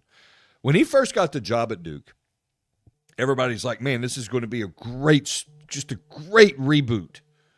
Just a fresh start for the Blue Devils. Coach K is gone. Here comes John Shire, a 21st century coach. He can connect with the kids. He could do this. He could do that. They're still entitled. Maybe even more, because he actually came up in that system of entitlement, of being Duke, and Duke gets the calls, and Duke gets preferential treatment, not only from the ACC, but from all of college sports. And every time he whines about something, like a tip-off time, it just drives home that point even further. It just further, it reinforces that image of the entitled Dookie crying in the corner, sucking his thumb. Shouldn't have said anything about it. He should have said, roll it out, play whenever. 9:30, midnight, 4 a.m.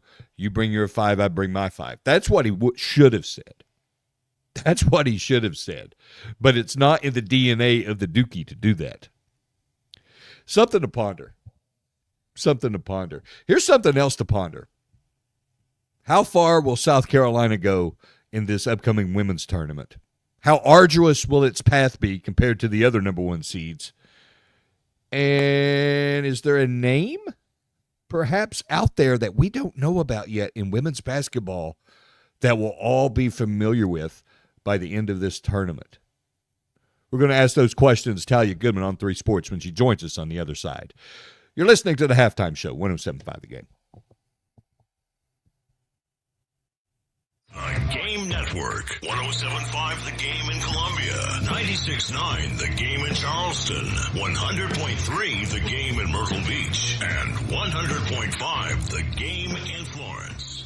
This hour of in-show listening on 107.5 The Game is sponsored by QC Kinetics in West Columbia, the non-surgical regenerative orthopedic specialists of the Midlands.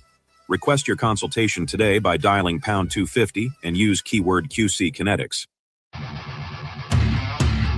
Broadcasting live from the Herndon Chevrolet studio. Herndon Chevrolet is your hometown dealer. Stop by today or shop online 24/7 at herndonchevy.com.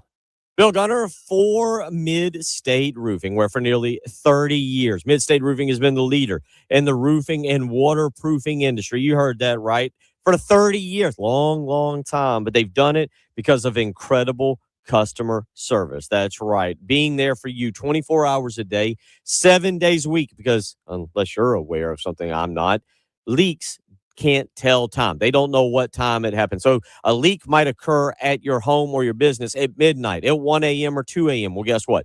Mid-State Roofing is there 24 hours a day, 7 days a week, ready to take your phone call. 803-356-1919. Again, that's 803-356-1919. That's how you can reach them. Again, 24 hours a day, 7 days a week. You'll speak with an on-call technician or a Mid-State Roofing employee. So wherever you're at in this great state, give Mid-State Roofing a call today. You know what they say. If you've got a leak, let Mid-State Roofing take a peek. To have a roof over your head, a nice roof over your head, is very important. That's Rick talking about his experience with Rhino Shield ceramic coating. We got Rhino Shield 18 years ago, and they were very cooperative on getting us the right paint. They were in and out and done in no time. Once it was finished, looked great. We were very happy with it. The main reason Rick called Rhino Shield is because Rhino Shield is backed by a 25-year warranty. We've watched a lot of people get their house painted 3 or 4 times. We haven't had to do any of it. I don't know about you guys, but I don't want to have to paint it every 5-7 years. Take a tip from Rick. Put down that paintbrush and pick up your phone. Call Rhino Shield at 833-RHINO-99. Call now and receive 15% off the regular price. Or go to RhinoShieldCarolina.com. We got Rhino Shield 18 years ago. Financially makes sense, especially if it's going to last like this did. Still looks great. For your 15% off, call now, 833-RHINO-99. Or go to RhinoShieldCarolina.com. Never paint your house again. Rhino Shield. Are you a small business owner, a church, or other entity in need of a new HVAC system? AAA Heating and Air has exciting news for you. AAA Heating and Air now offers financing to qualified organizations to aid them in installing a new light commercial HVAC system. It's as easy as calling 803-677-1500 for a quote or finding them online at callAAAtoday.com. Tell them Jay Phillips of 1075 sent you. AAA Air when you need us. AAA Heating and Air. Sponsored by Progressive Insurance. Progressive can help you protect your home, auto, boat, motorcycle, ATV, and RV, and more. And if something wasn't mentioned that you had in mind, find out if it can be covered at progressive.com or 1-800-PROGRESSIVE, because it probably can be. Get ready to shamrock your St. Patty's Day with festivities at O'Hara's Public House in Lexington. Join them Saturday, March 14th for an all-day party under the Big Top, starting at noon with Brandon Mullis. As the sun sets, local favorites Prettier Than Matt and Tokyo Joe will take the stage for a special joint set from 6 to 10 that you absolutely don't want to miss. But the celebration doesn't stop there. Return on St. Patrick's Day, Tuesday, March 17th for Columbia's most authentic Irish experience. Enjoy another all-day event of delicious food, lively fun, and fantastic music featuring the Cash Money Experience. Don't miss out on the ultimate St. Patty's Day parties at Columbia's only Irish pub, O'Hara's Public House in Lexington. For more details on all the Shamrock Festival events, visit o'harasph.com. Cheers to a full day of Irish charm.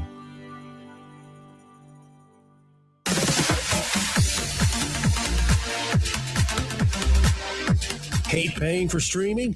Well, the 1075 The Game app is free. Yes, free. Just download the 1075 The Game app. The Halftime Show with Bill Gunther and Tyler Head. On the Game Network, the 1075 The Game app, and at The Game TV Radio on YouTube.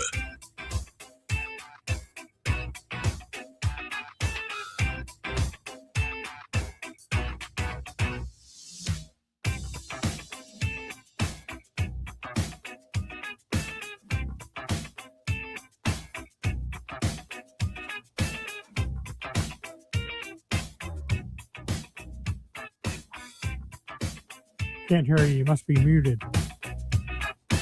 Brackets are set.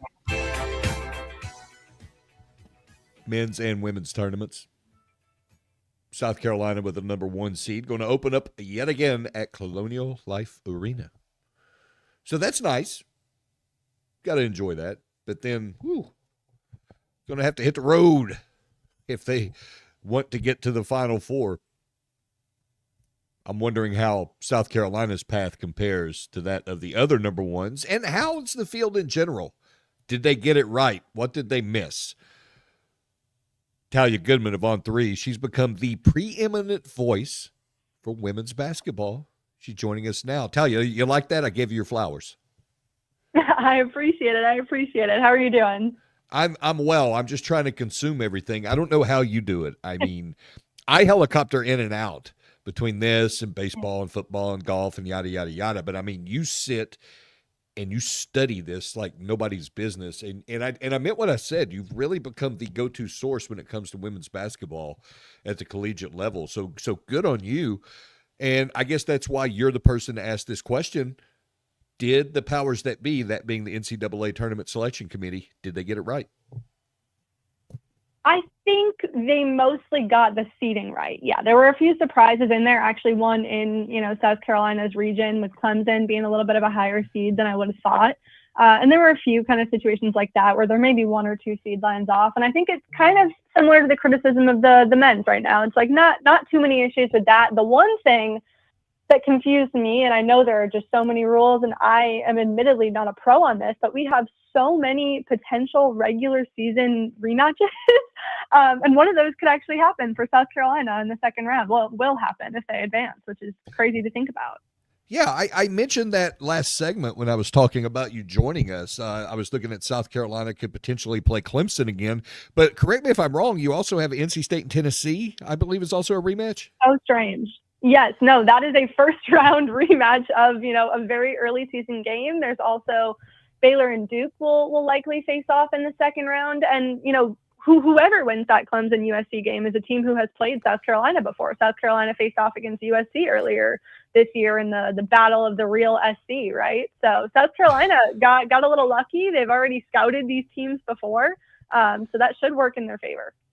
Okay, help me understand. Was this total fate or was this contrived? Did the selection committee see value in doing this? Was this a TV network thing? Maybe they're sticking their nose in it and saying we need these rematches to drive ratings. I mean, help me understand how this can happen. Yeah. I wish I could. You know what? I went to the mock selection about a month ago and sat through the 9-hour day, and it was super helpful and I loved it. But one of the big things they kind of preached were all the rules that they have when it comes to bracketing. And one of those rules, those, principles, is that they're supposed to avoid those regular season rematches before the Sweet 16. And we are going to see potentially a whole lot of them. So I'm not really sure what the mindset was on this one. It's fun games, so I'm not complaining from an entertainment standpoint. It's just interesting logistically that it ended up being like that. We're joined by Talia Goodman on 3 Sports. Follow her on X at Talia Goodman, WBB. All right, Talia, let's look at it. South Carolina's path to the Final Four. How does it compare difficult-wise to the other number 1 seeds? It is the easiest path to the Final Four. I put this out last night. I genuinely think they got the good end of the stick on this one. You look at the other teams' path, specifically, UCLA and Texas. I think they have the hardest. I think UConn also, is kind of in that South Carolina-y range where they have a couple of tough ones they might have to face. But you look at South Carolina, if, all the top seeds advance, they have that 16 matchup, which should be a breeze for them. Clemson and USC, who they played before and beat before. Oklahoma is the tough one. I actually don't think Iowa is the tough one. I think Oklahoma is the tough one more mentally than anything because they lost that game, right? So I'm sure they're going to come out swinging, but there's always that, we lost to them once, we need to prove it kind of mentality that you're going to come out with. And, that should translate to a resounding win, but Oklahoma has a lot of talent on that team, as we saw in their overtime win over South Carolina earlier this year. Yeah, and also yet another rematch. So we got a theme going here. Exactly. Well, help me understand this. And I saw this last night, and it absolutely blew my mind. And this is from ESPN Analytics. The UConn Huskies, 48% chance to win the national championship. I know they got a lot cooking up there, but I watched my share of women's basketball this season, and I saw some good basketball throughout the country. I think 48% is a little generous. What's your take?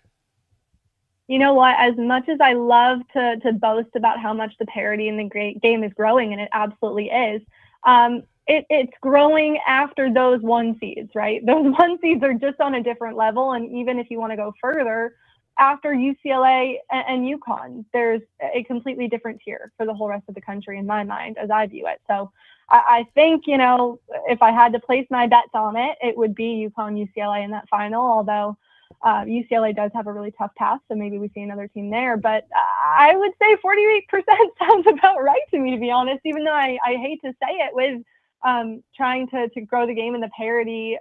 It's not there at the top teams quite yet. The blessing in all this, Talia, and you know better than I do, but I want to get your take on this. The blessing on all this is you mentioned those 1 seeds and how there's parity there, but UConn has still separated itself. But it's not like it used to be when it was always just UConn and Tennessee or UConn in the flavor of the month. Now we have such parity across those number 1 seeds. And I also have to think that the gap between the 2 seeds and down is not as wide as it used to be, that the game overall is healthier than it's ever been. It's just up to the stakeholders in the game to make sure they really leverage this momentum before it fades away. Yeah, no, 1,000% I agree with. I think literally anybody outside of those 1 seeds can be beaten by almost anybody. I think there are a lot of really talented bid majors actually that could pose some threats this year. And I've, my brackets have been a mess over the past 2 years because I like to predict the upsets, and they haven't really happened over the past few years. I'm going to say it again, and maybe I'll be wrong again, but I do think there will be more upsets this year, and we'll see a couple mid-majors advance past that first round and see some good teams knocked out fairly early. All right, Talia, before we let you go, I teased this question last segment. I'm going to ask it of you now. Is there a name out there, a player that we aren't very familiar with that we will be talking about at the end of this tournament? Ooh, That's an interesting one. Well, if they advance, this is one of my favorite players in the country by far. And people started talking about her this year, but they should have been talking about her for forever. It's Richmond's Maggie Dugan. She is one of my favorite players to watch in the country. She plays for Richmond. She's fantastic. She's in her final year. This is her final run. Richmond, managed a little bit of an upset last year, won a tournament game. I think they could do the same this year if they make it past their first 4 game. And she can just score like nobody else. She does it all. Like, she can just take over. So I think she's someone I'd watch. If we want to stick with mid-majors, I'll give you one more, and that's Gonzaga's Lauren Whitaker, freshman post player. She can, cause some trouble for, I think it's a 5 seed that she'll be facing. Where will you be posting up at the end of this week? I will be, tentatively, my plan is to go to Louisville. But if all works out well, I may be able to make the drive over after that final game on Monday or whatever it is, or Sunday, and get to Vanderbilt for their, second round matchup. So planning it out as we speak, trying to get to as many games as I can before this season is over. First of all, good on you for being a road warrior. Second of all, good on you for pronouncing Louisville right. It's not Louisville. It's not Louisville. It drives me insane when people call it Louisville. No, I'm a real Midwesterner now. I'm from Boston, but been in Indiana for 4 years, and I got the Midwestern slang and pronunciation down. All right. She's the best in the business. You can follow her on X at Talia Goodman, WBB. Talia, appreciate your time. Safe travels, and promise me we can get you back soon. Absolutely. Thanks so much for having me. All righty. It's Talia Goodman of On3 Sports. She really is the go-to source. I mean, when it comes to national women's college basketball and recruiting and all that involving the game, she's got it locked down. She knows what's up. My question, though, is still out there. I still think these matchups have been manipulated to a large degree by the networks. They're wanting to continue to drive eyeballs to television sets. And let's face it, if you can get a rematch of, say, a South Carolina and Oklahoma, we'll say that arbitrarily, which it could happen, they're going to do it. It's all about the money. And the NCAA has dropped the ball repeatedly when it comes to its television deal. I'll talk more about it on the other side. But some of the things I'm going to drop on you, it's going to open your eyes about how the powers that be, the stakeholders in women's basketball, have failed to really leverage the moments of the past few years. It's a halftime show, 107.5 The Game. Wow, what a play! The Game Network. Columbia, Charleston, Florence, and Myrtle Beach. Friday, April 3rd, the Spring Golf Classic at Charwood in West Columbia with our buddies Rock and Daniel Lucas. And we have Saki's Morning Libations Bar before tee-off. Also, the classic onion sausage presented by the Lexington Gamecock Club. Yeah, I know you're going to ask. We have the golf gun. All that Friday, April 3rd. Again, $400 a team, $100 for an individual. 803-755-2000 and press number 2. April 3rd. It's the Spring Golf Classic from the Game. Bill Gunner for Old Timey Meat Market. Valentine, I got to go ahead and start warning you because I know how you guys are, and a lot of you are like me, and you got a lot of things on your plate. Valentine's Day is just around the corner. Let me tell you, I get it, going out to eat and all that. It sounds like a great idea until you realize reservations are a pain in the rear end. Go ahead now and start thinking about that lovely Valentine's dinner with that significant other and getting a great steak or pork chops or chicken or fish from Old Timey Meat Market, your home for Valentine's Day, where they've got incredible specials. Don't believe me? Go find out for yourself. Visit one of their 3 locations, St. Andrews Road in Irmo, South Congaree, or the Lexington store. And let me tell you, if you're looking for a Valentine's Day gift, go visit the Lexington store, your Traeger Grill's home. Let me tell you, everybody needs a great Traeger grill. And at the Lexington store, they're going to make sure you're taken care of. Stop by Old Timey Meat Market today. Tell them Bill Gunner sent you. Running a business means wearing multiple hats. So if you're like me, you probably started out using your personal phone, taking client calls and texts nonstop. As my business grew, I needed something smarter. That's when I switched to Quo, the #1 business phone system. Quo works right on your phone or computer. No carrying 2 phones, no clunky landline, just one easy app you can try for free. Your team can share one number and handle calls and texts together like a shared inbox. Any teammate can jump into the conversation, so customers get faster responses. And Quo's AI assistant summarizes your calls and responds to customers 24/7, so you never miss a lead or opportunity. All this starts at just $15 a month. That's basically 2 coffees. You can even keep your current business phone number. Find out why 90,000 businesses trust Quo. No missed calls, no missed customers. Try Quo for free at quo.com/sports. That's quo.com/sports to try Quo free. QUO.com/SPORTS. Hey, this is Terry Ford. Got a little story time for you. If you're a business or property owner and you're needing to deter any unwanted cars from parking in your parking lots, definitely call Schroeder's Towing. They'll provide signage for your business completely free of charge. Anytime a vehicle is parked in your lot that shouldn't be, Schroeder's Towing will be there to make sure your lot stays open for your employees, customers, and tenants. Trust me, I know firsthand what happens when you ignore Schroeder's Towing signage. Just go online at schroederstowing.net. Just dial pound 250 and use the keyword tow truck. Schroeder's Towing, the best and fastest hookers in town. If your lawnmower sat all winter, you're running out of time to get it ready for spring. Now for a limited time, Cato's Power Equipment is offering special spring service pricing with push-more tune-ups starting at $100 and zero-turn services starting as low as $200. Let Cato's get your equipment tuned up and ready for the mowing season ahead. Need help getting your mower to us? Pickup and delivery starts at just $50. Don't wait. Call or stop by Cato's Power Equipment today and get your mower ready before the grass takes over. Visit CatosPowerEquipment.com. There's still time to register for this year's Cocky Trot, but act quick because early bird pricing ends this Sunday. Join Gamecock fans of all ages for the 5K or the shorter fun run and walk on Saturday, April 25th at 9 a.m. Registration includes your commemorative race shirt and finisher medal while you run through Gamecock Park and the indoor and outdoor football practice facilities. Register today at GamecocksOnline.com/CockyTrot and take advantage of the early bird pricing. That's GamecocksOnline.com/CockyTrot. Do you have gold you don't need? Are you looking to get cash? At Traditions Fine Jewelers, it only takes a few minutes for them to check, but you'll be amazed at what cash it brings. Did you know if you had gold the size and weight of a quarter, you would generate $177 in 10 karat or $248 in 14 karat? Want to trade your gold? The same quarter gold would generate $303 in 10 karat or $425 in 14 karat. Traditions Fine Jewelers, Sunset Boulevard in Lexington, or at the Village at Sandhills. Always giving you more for your gold. Want to unlock the power of athlete marketing to grow your business? Garnet Trust has recently launched a business membership program, making it easier than ever for your business to work directly with the USC student athlete. Visit garnettrust.com today or call 803-250-1765 to see your business boom. The Halftime Show with Bill Gunter, Tyler Head, and David Ayer on the Game Network and streaming on the 107.5 The Game app.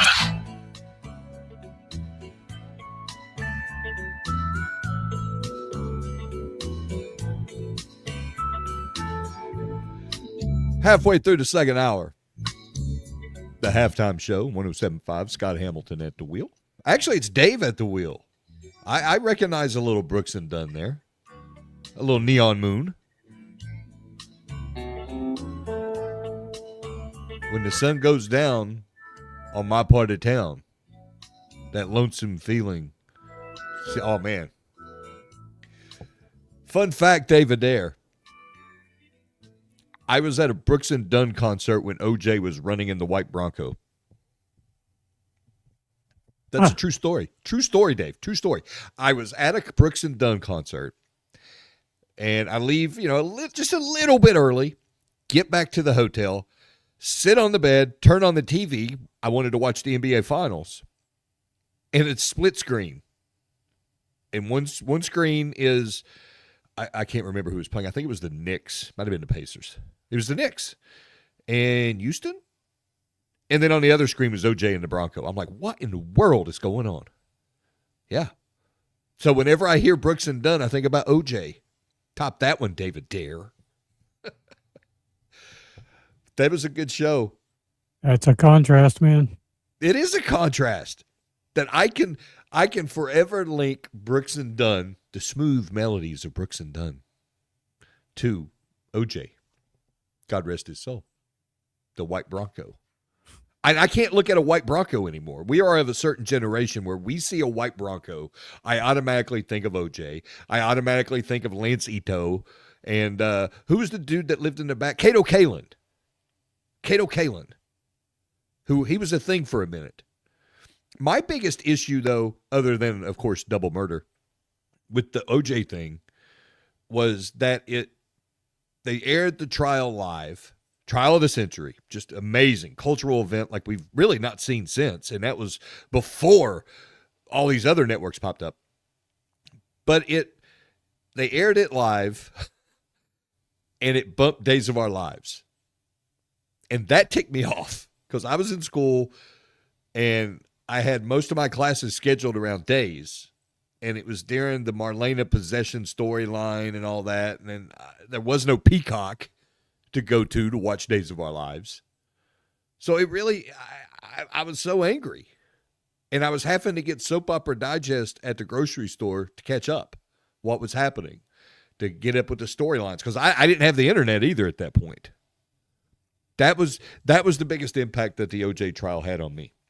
Marlena Evans, she was something. Oh, you were, yeah, Deidre Hall. She was also on the show with Wilford Brimley. Our House? Was that the name of it? And Wilford Brimley was only like 58 years old, but he looked like he was 58 when he was 38. She was also a superhero. She had a Saturday morning show for kids. What? No, really? Yeah, she wore a cape and a outfit and everything. Are you thinking of ISIS? Yes, that's it. Wow. That was not Marlena. Yes, I don't it was. think. No. Sure. Get on the Google machine there and fact check yourself. I don't think because it was ISIS and Shazam. And they would alternate. And I was real little, but I remember watching because they had that and they had like Land of the Lost. That's when Saturday mornings were sacrosanct, man. You got up and you got your cereal and you watch cartoons. Oh, but she was the Electra Woman and Dinah Girl. Oh, wow. Look at David Dare. Hey, Google's a good thing. Google's a great thing. Deidre Hall. God bless. And then the guy, and then we'll get back on track in a moment. The guy that played John Black, Drake Hogestyn, he was a former minor league baseball player. He just died, like within the past year, I want to say, maybe a year and a half. It was so confusing. Roman and John Black and... Okay, real quick. So Roman was married to Marlena, and he fought Stefano, and then his name was Wayne Northrup. It's bad that I know their real names. And then he left the show, and they brought back somebody who this guy in bandages, and they called him the Pawn. And then they took the bandages off, and he's Drake Hogestyn, but he's supposed to be Roman, and he's just lost his memory. And then the real Roman comes back, and they realized, oh, this dude's not Roman. So they gave him the name John Black. It was very generic. And then, because for a while there were two Romans, real Roman and not real Roman, who was John Black. Did you know Deidre Hall has a twin? And she was on Days of Our Lives as Samantha? Killed by the Salem Stalker. Yeah. My mom used to record them for me when I was in grade school. It would explain a lot of my issues now. I would watch Days when I would get off the bus. Marlena, you had Don Craig, her first husband. Who fell out of the window on their wedding day? He fell off a ledge. There was a guy going to jump, and he saved him. And then he went on to be an actor on Beverly Hills 90210. He was Steve's dad. And David's dad on 90210 is a friend of mine. He's a radio host in Lexington, Kentucky. Matthew Lawrence. The circles intersect, David Ayer. He was also on Santa Barbara. Did you ever watch that one? No, that was his brother Mitch. And he subbed in one time because Mitch was sick. And he looked just like him. So he played him. Oh, twist. Yeah. They told me that story. He was Sal in Eddie and the Cruisers. Matthew was the saxophone player. There you go. You're caught up. You've lost respect for me, haven't you? I've lost respect for myself discussing this. This entire segment is just, I have no reputation. What little reputation I had now is gone. No, we watch Days of Our Lives every single day. Never missed it. I tried to get in to some other ones. I tried to watch The Young and the Restless because I thought the Victor character was kind of cool. But I never could make that jump, man. We'd watch Dazed in Another World. That was it. Dazed in Another World. And then they had the doctors at 12:30, and it was like Kathleen Turner and Tom Selleck before they became. I was little, man. I mean, I shouldn't have been watching this stuff. I shouldn't have. We'll litigate this at another time, Dave. David Ayer, Soap Opera Talk with David Ayer. It'll be a new segment. We'll get it sponsored. Terry Ford will love that. When Terry Ford comes aboard at 3:30, I want you to drop some Days of Our Live knowledge on him. All right. I enjoyed our segment with Talia Goodman of On3 Sports, and I think the NCAA selection committee got it right for the women. As far as I know, my knowledge doesn't go anywhere near the breadth or the depth of hers.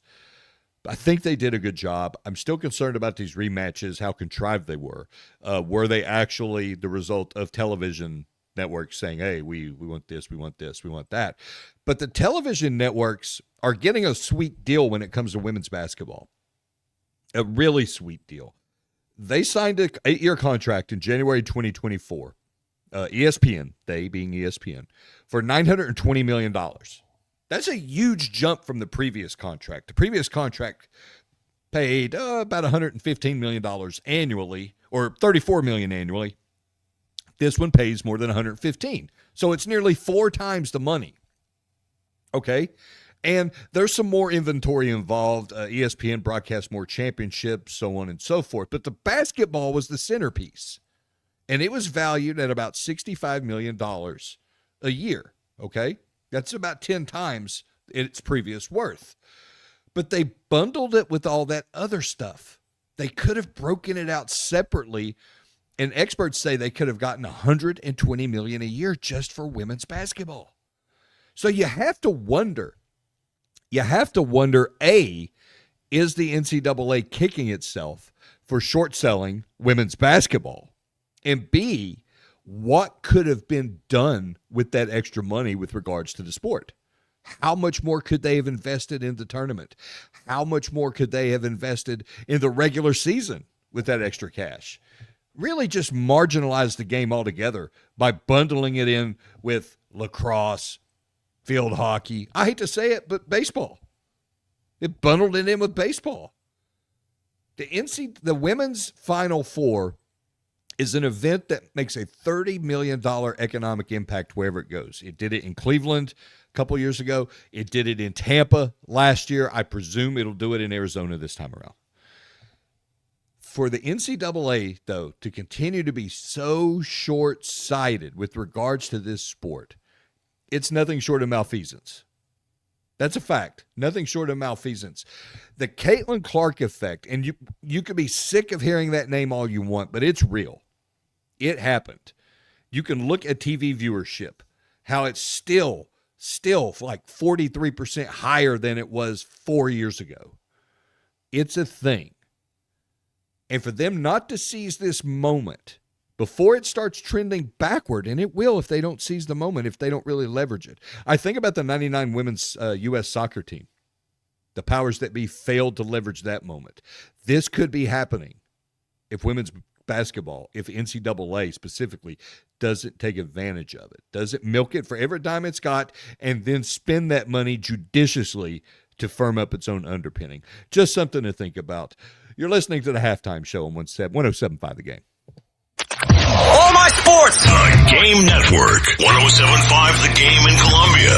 96.9 The Game in Charleston. 100.3 The Game in Myrtle Beach. And 100.5 The Game in Florence. Walk with 107.5 The Game on the American Heart Association Heart Walk, March 28th at Sagra Park. Our goal is to raise $2,500 for the American Heart Association. Be a Heart Walk hero and please help. Go to 1075thegame.com to join in with us. This is a Westwood One Sports Minute. Chaos in the World Baseball Classic. The United States is moving on to the finals after beating the Dominican Republic 2-1 on Sunday. The game ended with a controversial strike, and I mean, it was like 3 inches below the zone. The United States will face the winner of Italy versus Venezuela, and I feel like we could see a USA versus Italy rematch. I'm Addie Bates.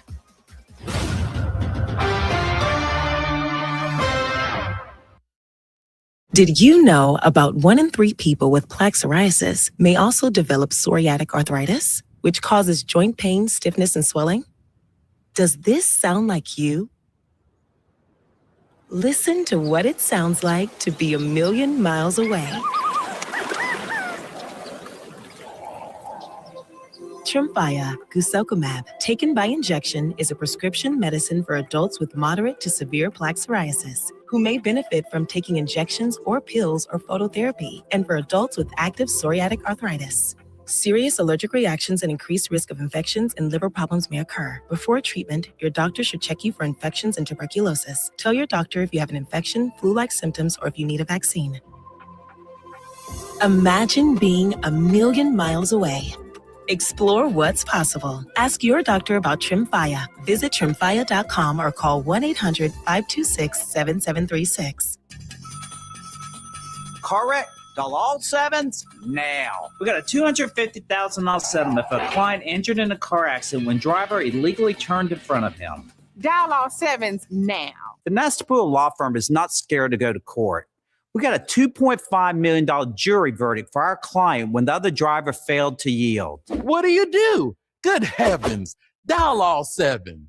To get your attorney, dial 800-ALL-7s now. This is a special notice to U.S. taxpayers owing $10,000 or more to the IRS. Tax Relief Advocates is urgently notifying taxpayers that tax relief initiatives are now available that may significantly reduce or eliminate what you owe. If you are afraid of an IRS lien, levy, or wage garnishment, don't lose hope. You can now take advantage of these current relief programs to end all collections, reduce the amount you owe, and resolve your tax problem. Even if you have years of unfiled tax returns or already in a payment plan, you may still qualify for significant relief. Struggling taxpayers can now get the relief they need during these hard economic times. A hotline has been established by Tax Relief Advocates for you to call and see what you qualify for. They're A+ rated with the BBB and have over 1,000 5-star reviews. Don't wait. Call 800-575-7124. 800-575-7124. That's 800-575-7124. Or simply visit TRA.com. Is your crawl space damp or musty? Water in your crawl space can cause wood to rot and creates an environment for mold and mildew that can make its way inside your home. Canty Foundation Specialist specializes in crawl space repair. Call us today for your free inspection so you can have the peace of mind knowing your crawl space is dry and your home is protected. Call today, 803-424-8380, or visit cantycanfixit.com. The Halftime Show with Bill Gunter and Tyler Head. On the Game Network, the 107.5 The Game app, and at the Game TV Radio on YouTube.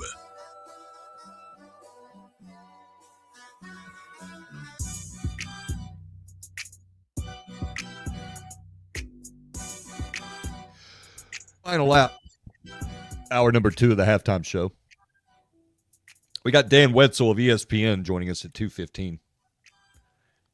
We're going to get his take on if the tournament needs to be adjusted. I don't think you touch it.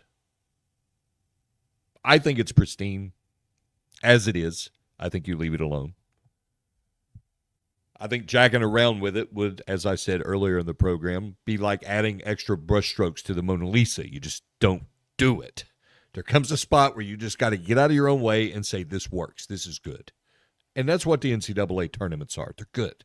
The way they're structured, the methodology, for the most part, when it comes to selecting the field and the seeding, on point. David Cobb at CBS Sports, though, brought up an interesting example, though, with Vanderbilt being relegated to a 5. I guess that's the right word, relegated. When in reality, probably should have been a 3. Should have been rewarded for the excellent job the Commodores did during the SEC tournament. That win over Florida, that has weight. That's significant. It wasn't just a win. I mean, they curb stomped them. Gators looked helpless against Vanderbilt. Vanderbilt playing with more fire, more energy, more want. Florida just seemed kind of out of gas, checked out. But according to David Cobb of CBS Sports, they had already started putting the horse in the barn on Friday with regards to seeding. that kept Florida right at a number 1, even though he said that for a brief moment they had slid back to a high 2. But Vanderbilt stuck in neutral at 5 seed. Other than that, though, the tournament's perfect. Everything about the tournament, perfect. We'll discuss it with Dan Wetzel, though. People still want to change it. I'm not for it, but we'll discuss it with Dan Wetzel when he comes aboard. And get his take on it.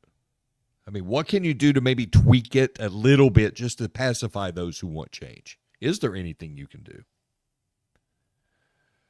Mike Krzyzewski, the legendary coach of Duke University, the Hall of Fame coach. Everybody knows Coach K. He was asked a couple weeks ago on the field of 68, should they adjust the tournament? Should they expand the tournament to include more teams? And he had a really thoughtful response, as Coach K always does. Spent a lot of time around Coach K, and you could say he's a bully. You could say he became entitled the deeper he went into his career, whatever. But the man is thoughtful. And he gave a really thoughtful response to the question of if the tournament should be expanded.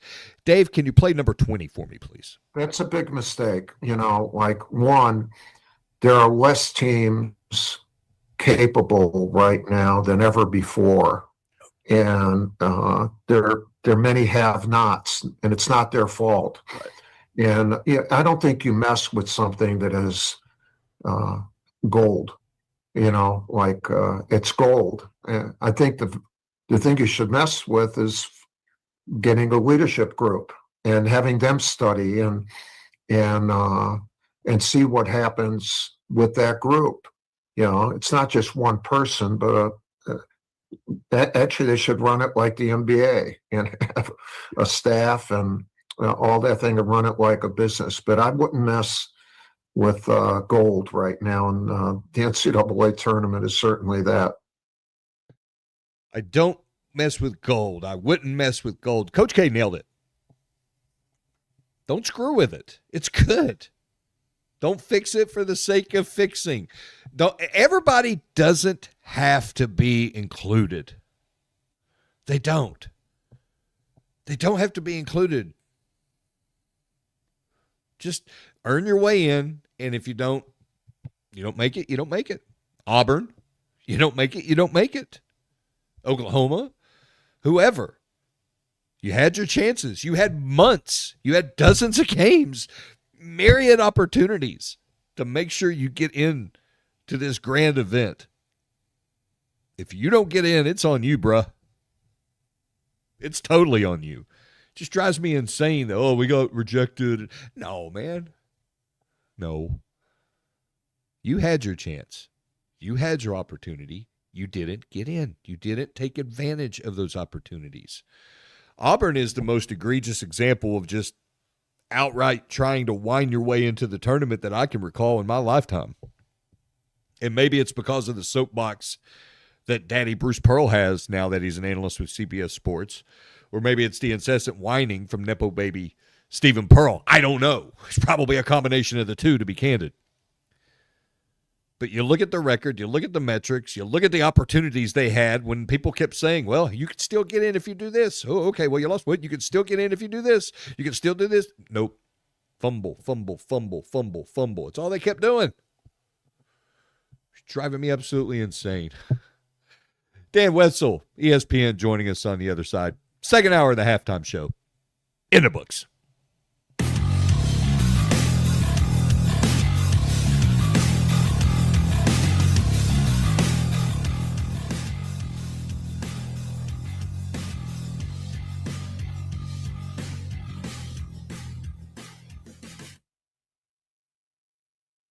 Is he next or are he at 2:15? He's 2:15. Okay. You're doing a great job, Dave. Not really. You won't believe the things that are going wrong here. It's not your fault, man. I don't blame you. Sure. You're my hero.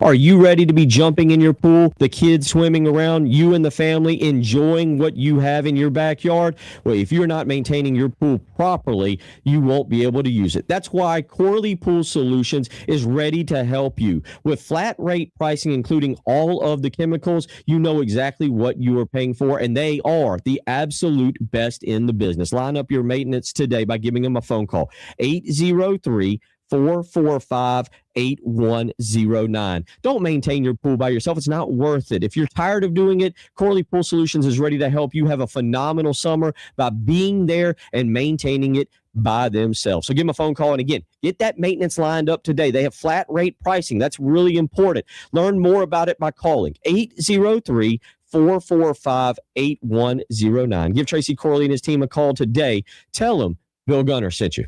Running a business means wearing multiple hats. So if you're like me, you probably started out using your personal phone, taking client calls and texts nonstop. As my business grew, I needed something smarter. That's when I switched to Quo, the #1 business phone system. Quo works right on your phone or computer. No carrying 2 phones, no clunky landline, just one easy app you can try for free. Your team can share one number and handle calls and texts together like a shared inbox. Any teammate can jump into the conversation, so customers get faster responses. And Quo's AI assistant summarizes your calls and responds to customers 24/7, so you never miss a lead or opportunity. All this starts at just $15 a month. That's basically 2 coffees. You can even keep your current business phone number. Find out why 90,000 businesses trust Quo. No missed calls, no missed customers. Try Quo for free at quo.com/sports. That's quo.com/sports to try Quo free. QUO.com/SPORTS. Hey guys, Wes Mitchell from Gamecock Central here to make sure your business and property parking lots are kept available from any unwanted cars taking up your spots with Schroeder's Towing. For instance, you're coming in hot to the game studios for your show and you park next door in an unauthorized lot with signage that was provided for free from Schroeder's Towing. Next thing you know, the show is in the books and your car is out of the lot. It really is that simple. That's a true story. Call Schroeder today and keep those unwanted cars out of your lots. Online at schroederstowing.net. Just dial pound 250 and use the keyword tow truck. Schroeder's Towing, the best and fastest hookers in town. Hey guys, it's Jay Phillips for the Men's Clinic. You're not feeling like yourself as you get older? You're wondering why? Don't wait for it to change or go away. Instead, see Dr. Dan Balknight and his team at the Men's Clinic. You'll have a one-on-one consultation that gets to the root of the issues and gets you back to feeling like you used to. No such thing as a one-size-fits-all treatment at the Men's Clinic. Call them up for a free consultation, 803-875-MENS, and learn more online at themensclinicsc.com. To 15-year-old Harper, buying an $80 vintage rock t-shirt is a great investment. To Harper's mom, this logic has a few holes in it. So she helped Harper open a Wells Fargo Clear Access banking account. With no overdraft fees and tools to track spending, Harper's learning. One heavy metal tee at a time. However you make money work, Wells Fargo can work with that. Terms apply. Visit wellsfargo.com/deposit disclosures for fees and details. Be the one who brings the fun with Carolina Game Lab. With our pinball and arcade rentals, you can be the one who brings the fun. Whether it's a corporate event, birthday party, wedding, graduation, or any special occasion, every event is more exciting with pinball and arcade games. Imagine your guests strolling down memory lane, reliving the joy that these classic games evoke. Our wide selection includes everything from timeless pinball machines to captivating arcade classics. Check us out at CarolinaGameLab.com. Carolina Game Lab. Be the one who brings the fun.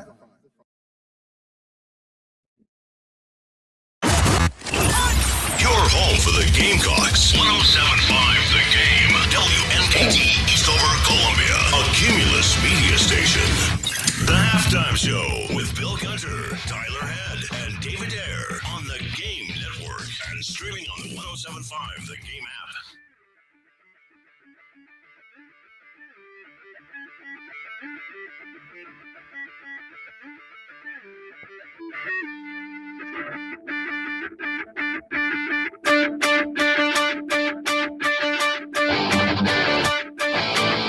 It's the third hour. The Halftime Show. No Bill, no Tyler. Scott Hamilton here for the next 55 minutes. David there behind the glass, spinning mad tunes, dope beats, and all that. What was that, Dave? That rocked. That was one of Tyler's So I'm not sure. I'm with you on that, brother. Had a little get up and go to it. Got Dan Wetzel, ESPN, joining us 2:15. Get his take on if the NCAA tournament should be expanded or left as it is. South Carolina men not in the tournament. Clemson men, they made it. They're going to be an 8 seed. Clemson women made it, also an 8 seed. And Furman, by virtue of winning the Southern Conference, Furman got in. So a lot of basketball remaining for our state schools. Of course, the South Carolina women's basketball team got a number 1. South Carolina baseball would not get a number 1 seed if things were starting today. Took on Florida in the opening weekend of SEC play, and things did not go well. Gators pitching shutouts the first 2 games, then exploding offensively against Gamecock pitching in the series finale. And it's been a tough season so far for South Carolina. 12-8. And not just losing to Power 4 teams, such as Florida, again, the SEC opener, dropping the SEC opening series for the 3rd straight year, by the way. They've lost to Queens. They lost to Northern Kentucky. They lost to Army. And then they lost to the Citadel last week down in Charleston, snapping a 5-game winning streak. Oh, and don't forget Clemson, the rivalry series. Not great. Not great. And yesterday, what happened yesterday was extra painful. Just not good all the way around. First of all, and I'm just going to throw this out there. First of all, because Florida coach Kevin O'Sullivan is just the worst. That guy, I have no love for that guy. I have no love for him professionally, don't know him personally, and wouldn't like him there either. Just going to throw that out there. And this was not a good game. Things did not go well for South Carolina. Same message it has to be. There we go. The Gamecocks finally scored a couple runs, but then Florida came back and scored some runs. And it ended up being a 13-3 game, a run decision. And, okay, first of all, Paul Maneri. He did some things trying to jolt the lineup, and it didn't work. So here's what he said afterward about some lineup changes. Dave, can you play number 10, please?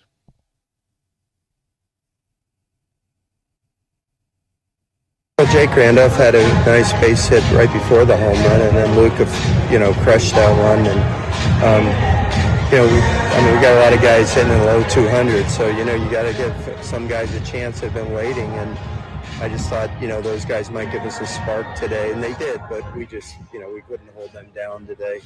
But even still, we scored 1 inning out of 26 innings this weekend. I mean, it's hard to win games if you do that. So we got to improve in a lot of areas. I mean, I thought the first 2 games of the series, our pitching was really outstanding, especially the starting pitching.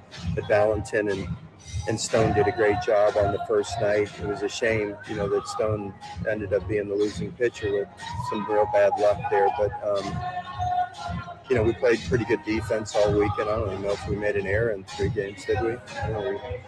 Did we? I don't even remember. Oh, the drop fly ball, yeah. 1 error in 3 games, but we got to get some offense going. We're just we're just in a rut right now offensively. We're gonna have to climb our way out of it. They're in a rut offensively. Got to find their way out of it. That seems to be the theme throughout the season. Why can't the guys hit? Why aren't they hitting? Is it superior pitching? Not always. Seems to me it's inferior hitting. And also allowing the other team just to get in your head. South Carolina cannot get out of its own way right now. And things really got bad yesterday. And once more, bears repeating, Kevin O'Sullivan is the worst. This guy. If I had to be locked in a room with Kevin O'Sullivan and the Vandy Whistler, and I needed to form a partnership with somebody in order to get out of said room alive, I am siding with the Vandy Whistler, and I cannot stand that individual. Kevin O'Sullivan is the worst. Here's a good example. Florida scored 3 runs first 2 innings yesterday. They added 5 more the 4th time they came up. And 3 of those runs came off from Brendan Lawson, superstar. He hit just a bomb over the right field wall. I mean, it was a no-doubter all the way. You knew that was coming. It took off. Boom. Well, he flips the bat.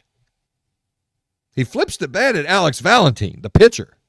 Okay, or at least in his general direction. And then he takes his sweet time rounding the bases. Around 23, 24, 25 seconds to get around the bases. Oh, man.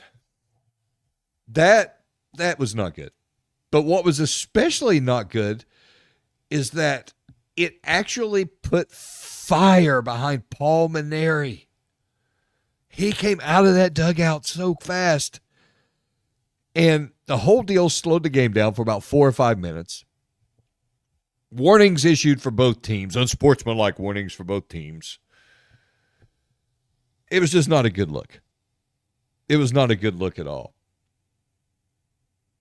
Nobody got tossed. Lawson didn't get tossed. Kevin O'Sullivan didn't get tossed for coming out and trying to defend his player. He's an enabler. That's what he is. He's like Tony Vitello, except not even remotely as likable, and Tony Vitello is not likable. Kevin O'Sullivan is the worst. Let's hear Paul Mainieri. Here's what Paul Mainieri said after the game regarding the bat flip. Dave, can you play 9?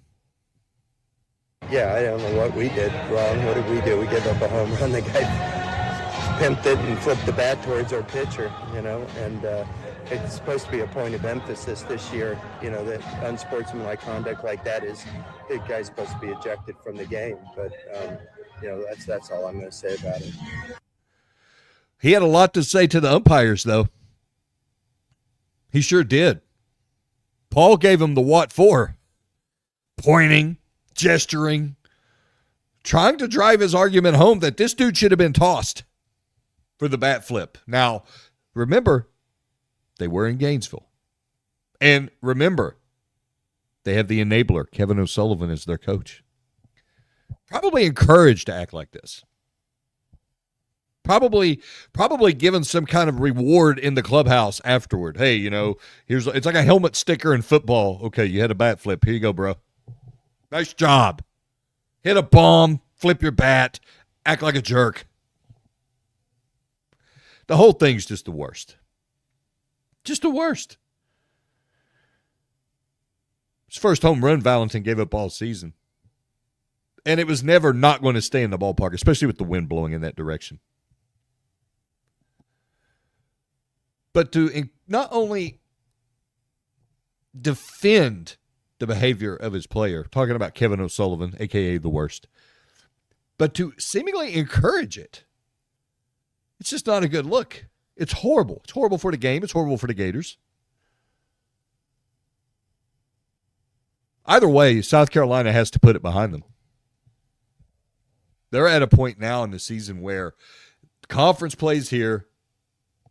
You got to figure out what you're doing. I mean, they are dozens of games into the season, and they still can't figure out who they are. Right now, it's a team that can't hit the baseball. It's a team that has no clue how to manufacture runs, move base runners. And if the bat flip didn't inspire them, what will? If Paul Mainieri coming out of the dugout to read the riot act to the umpiring crew, which was down, by the way, down one umpire.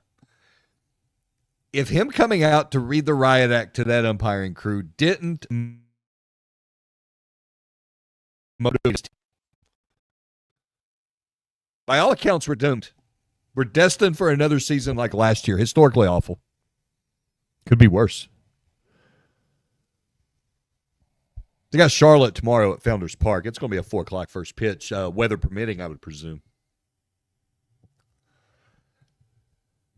And then more SEC play. Arkansas coming to Columbia for the weekend.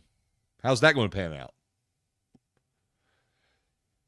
I'm not saying it's a must-win tomorrow, but it's kind of a must-win, given how things are going.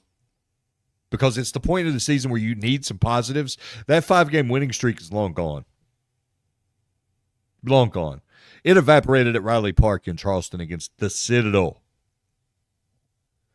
And then to go and just get losing 1-0 in the opening game, okay, 10 innings, 3-0 in the second game, not great, but you only gave up 3 runs. 13-3, ouch. 17-3 over 3 games, not great. And that's a trend. That's a trend that's been lingering for extended stretches all year. 11-3 in the 2-game series with Clemson, or rather the 3-game. 18-3, my God. If seeing Palmineri come out, 68-year-old man, by the way, wagging his finger, pointing at the umps, yelling God knows what about the bat flip, doesn't inspire the South Carolina baseball team, then nothing will. He's lost them. He's lost them. Play out the string. Make a change after this season. Just some stuff to think over. Here's something else to think over.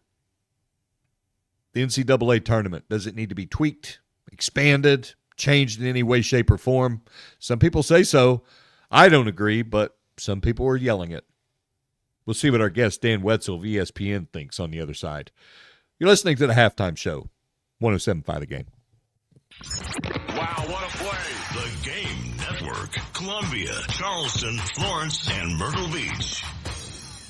If the Gamecocks hit a grand slam, you can win cash. It's the Crescent Construction Grand Slam giveaway. If the Gamecocks don't hit a grand slam, the pot goes up $25 a game. Just go to 1075thegame.com to register.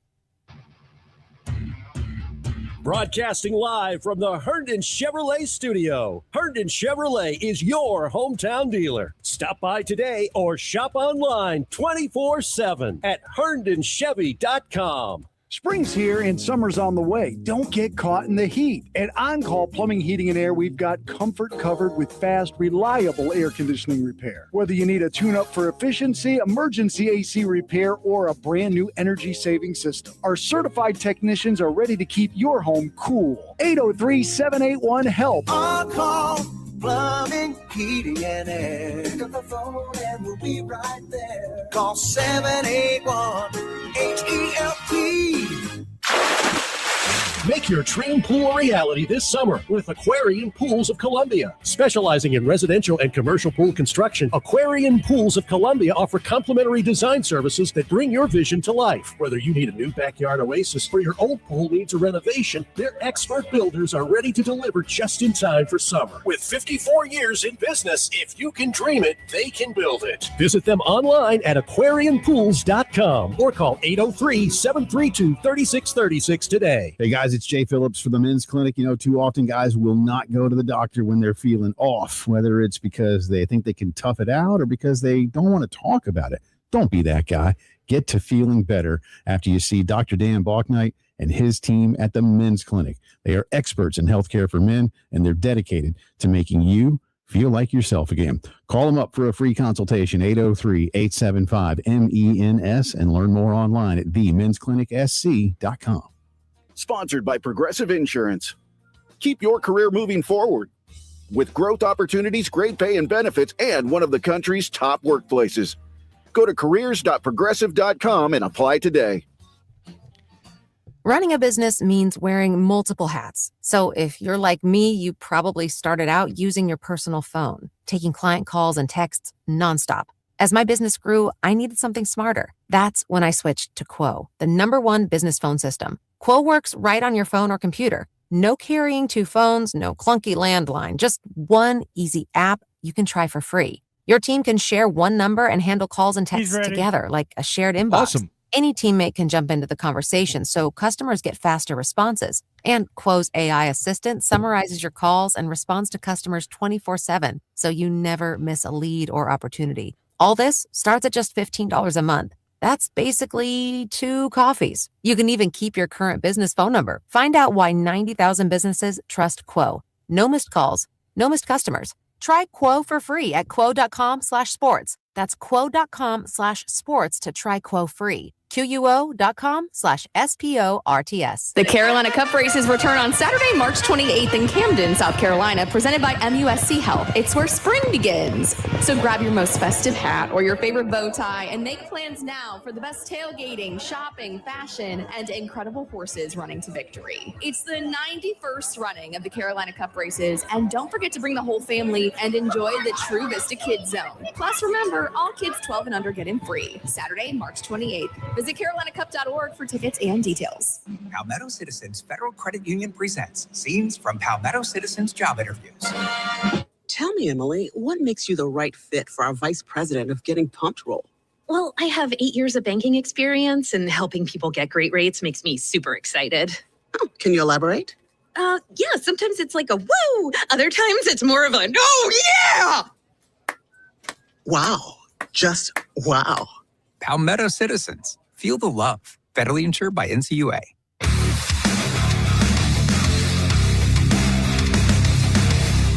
Everybody loves streaming till you have to pay for it.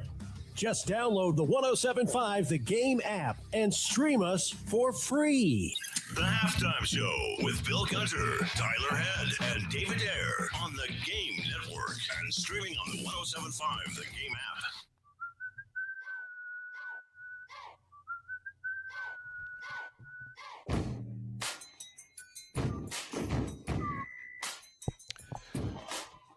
We got our brackets. We got the schedule. Men's and women's. And I'm ready to rock. I am. I'm ready to roll. And I don't second guess the selection committee.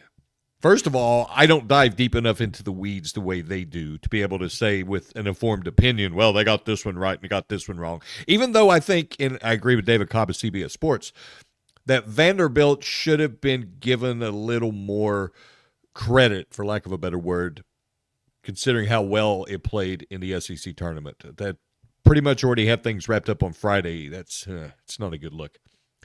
But other than that, I'm good. I love the tournament. I love the way the tournament is structured. I love the ebb and flow. I dig it. I'm a college football guy, but man, this is a special time of year. And I cannot wrap my mind around people who want to change this event to add more spots, except they are part of a culture of participation trophy enthusiasts. I'll leave it at that. We'll see what my guest thinks. He's one of the best columnists in America. Writes for ESPN. It's our friend Dan Wetzel. Dan, welcome aboard. Hey, thank you for having me on, man. Good to hear from you. Great to hear from you, Dan. Dan, first of all, before I get into the topic at hand, I have to ask you this. On your Mount Rushmore of sporting events, is the NCAA Men's Basketball Championship part of it? Yeah, if you can clip out of work. But yeah, that first 4 days, especially Thursday and Friday, absolutely. I mean, there's nothing kind of more fun than if you get yourself to an establishment and there's some upsets brewing and the crowd's getting going, or certainly in Vegas. I've never actually been for the first day, but there's wagering and there's this and there's that, and everyone's getting excited. It's sort of a day where you're allowed to skip school or skip work, and then it just sort of rolls from there. So it's an interesting event in that often the first 2 days are more beloved than the finale. You know, you can't really imagine anyone being like, I just love wild card weekend. I don't really care about like conference championship weekend or Super Bowl. So it's just a different event, but it's like 360 something teams. You have are in it at this point. Small towns, big cities, state schools, private schools, military academies, religious schools, whatever.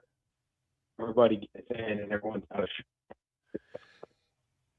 You know, Dan, you could almost argue that this tournament is more American than the Super Bowl when you frame it like that.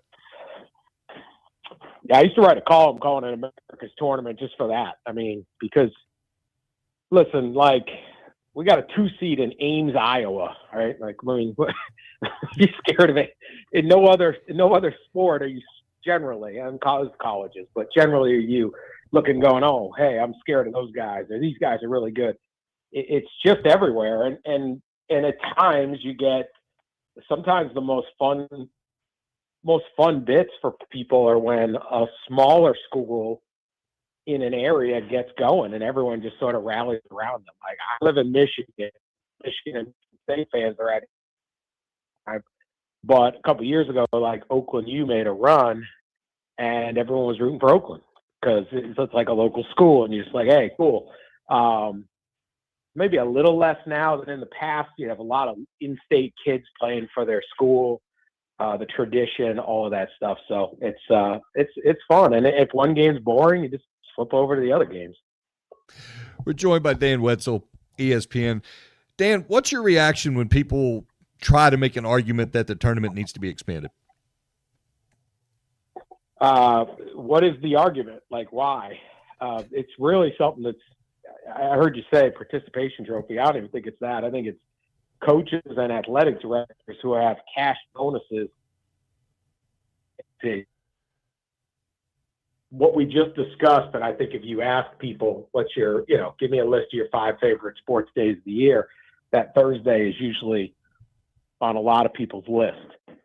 And why would you now, we already have this first 4, which we shouldn't even have.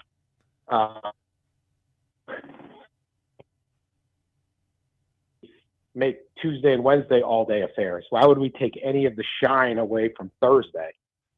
For a sport or a business to kind of own a day of the year is an incredibly powerful and important opportunity and momentum. Generally speaking, people don't watch the first 4. There is, look, if that thing was getting 8-10 million people watching on Tuesday night, and maybe they will this year, playing in it. Everyone kind of wants to see what they do, but I still don't think it'll be more than 5. Yeah, sure, the demand, but there's no consumer demand. Looking at these teams.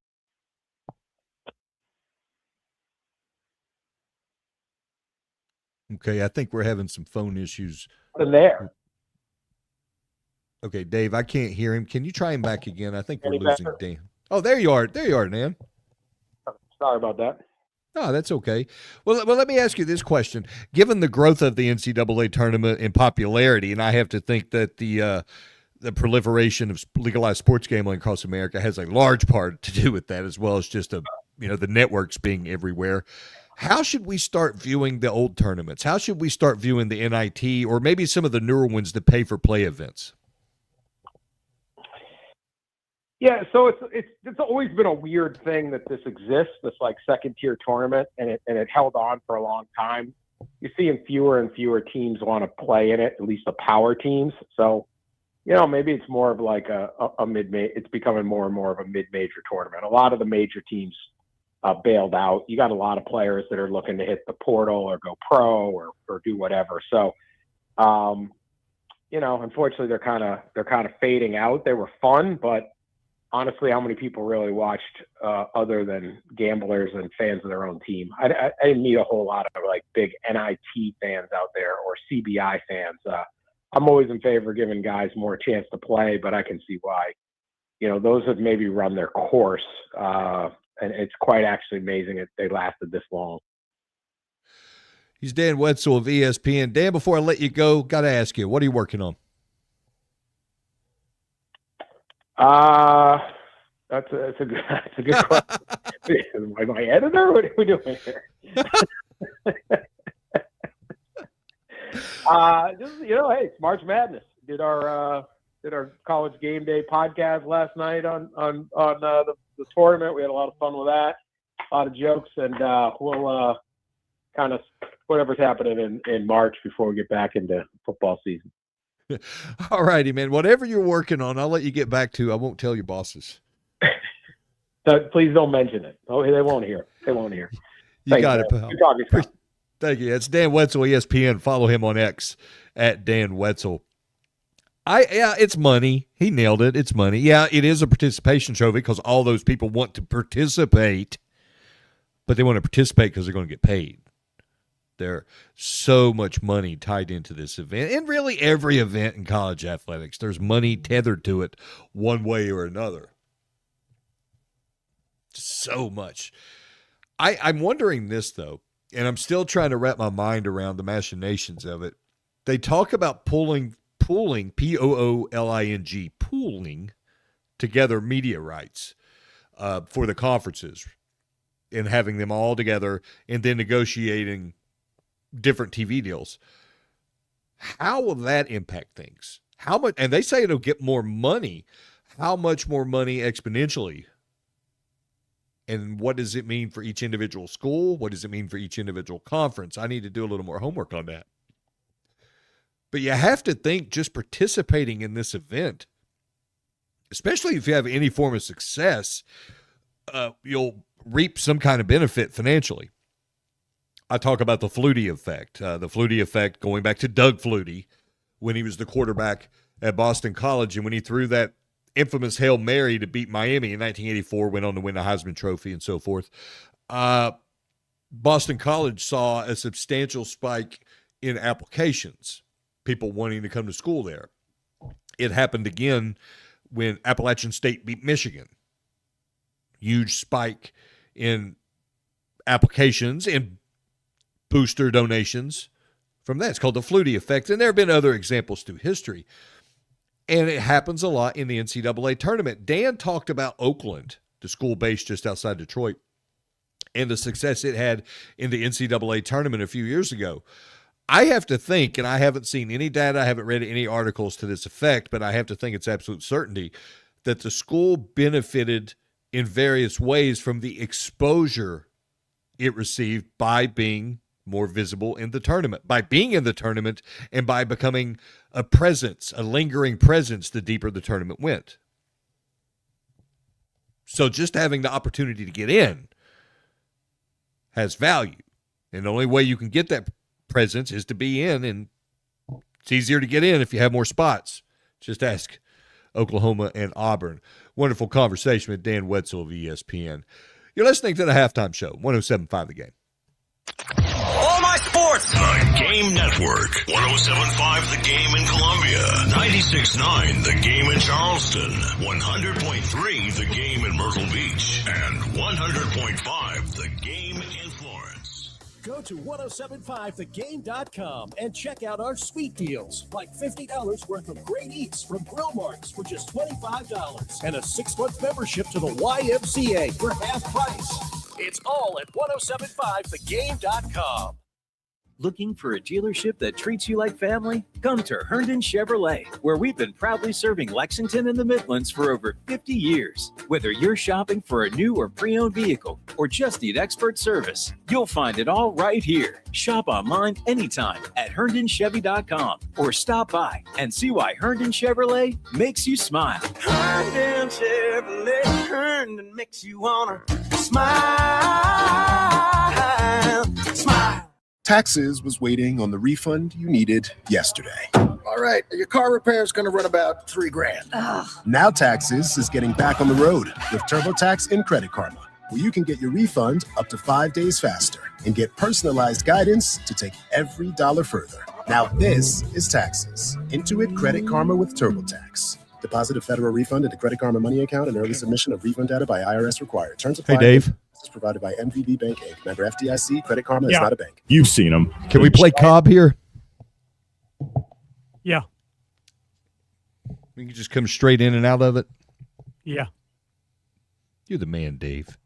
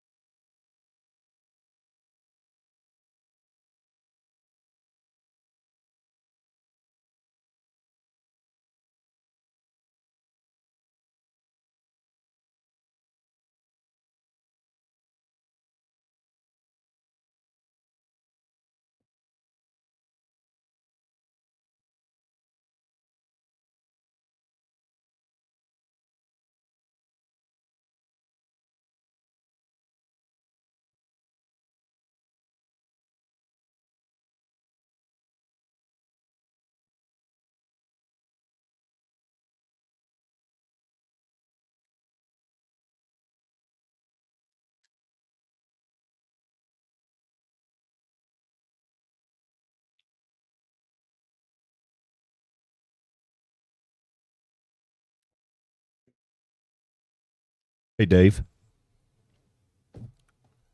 Yes, sir. Oh, man, just checking in.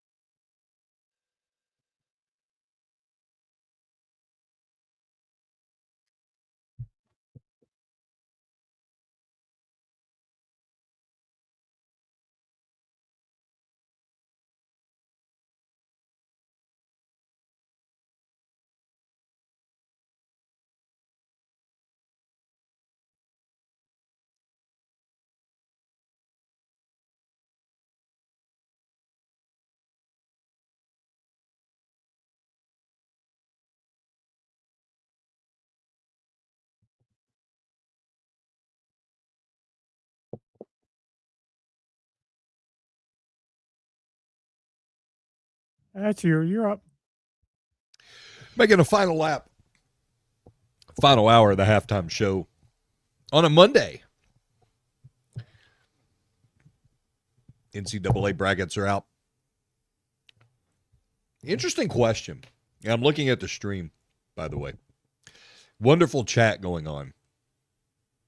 And here's a question asked, and it's regarding South Carolina basketball. And we're talking about the second year of the Lamont Paris era that resulted in just so much outstanding basketball for the Gamecocks NCAA tournament appearance and all that.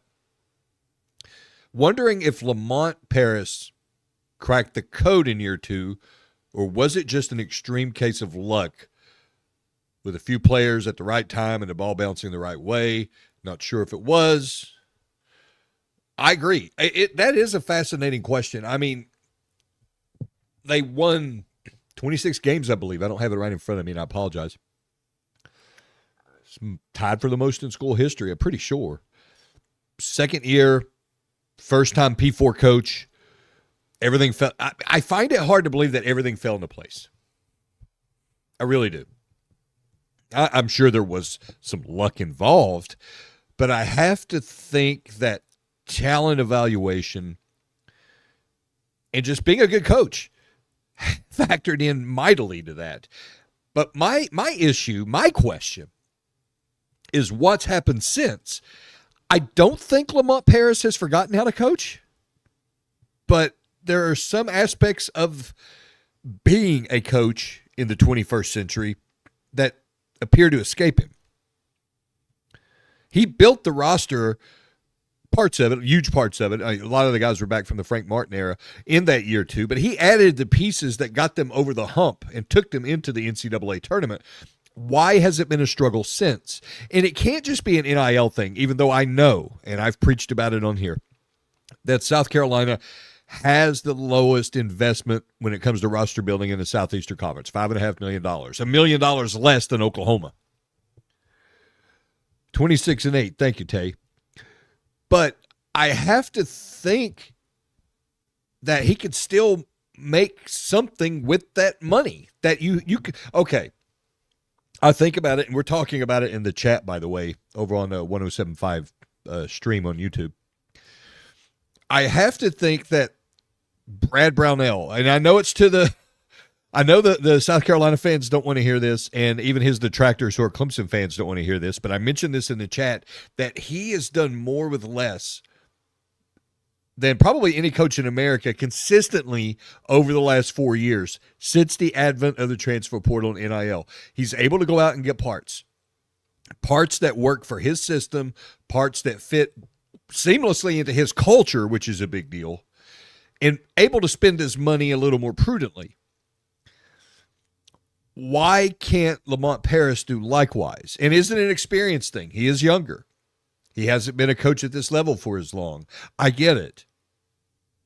But what else is keeping him from putting together a roster that's competitive, relevant? I'm not talking about Final Four. I'm not talking about winning the Southeastern Conference. I'm talking about being relevant, being competitive, to want people to come out and watch because they're going to see a team that has a shot at winning, not a team that's trying not to lose, but a team that has a shot at winning. Right now, you go to a South Carolina basketball game and you're watching night in and night out a team trying not to lose. Instead, there's a big difference when you go watch a team that's trying to win. I'm wondering where it went off the rails. Perhaps some of it was luck. Perhaps some of it was divine intervention. We've got a few months to let it digest, though, because the Gamecocks men's season's done. Women's season's still going on. They got that number 1 seed. We'll follow that, of course, to the very end. Hey, I appreciate everybody hopping on today. I want to thank our guest, Dan Wetzel of ESPN, Talia Goodman of On3 Sports, and David Cobb of CBS Sports. I'm Scott Hamilton. Hit me up on Twitter/X at Scott8Sports. Otherwise, until next time, hey, everybody have a happy and safe Monday. I'm out.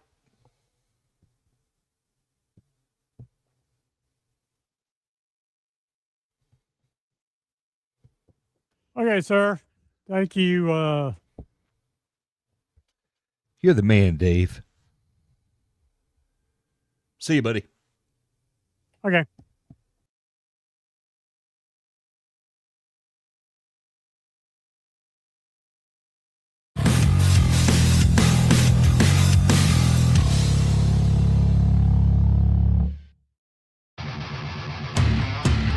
Broadcasting live from the Herndon Chevrolet studio. Herndon Chevrolet is your hometown dealer. Stop by today or shop online 24/7 at herndonchevy.com.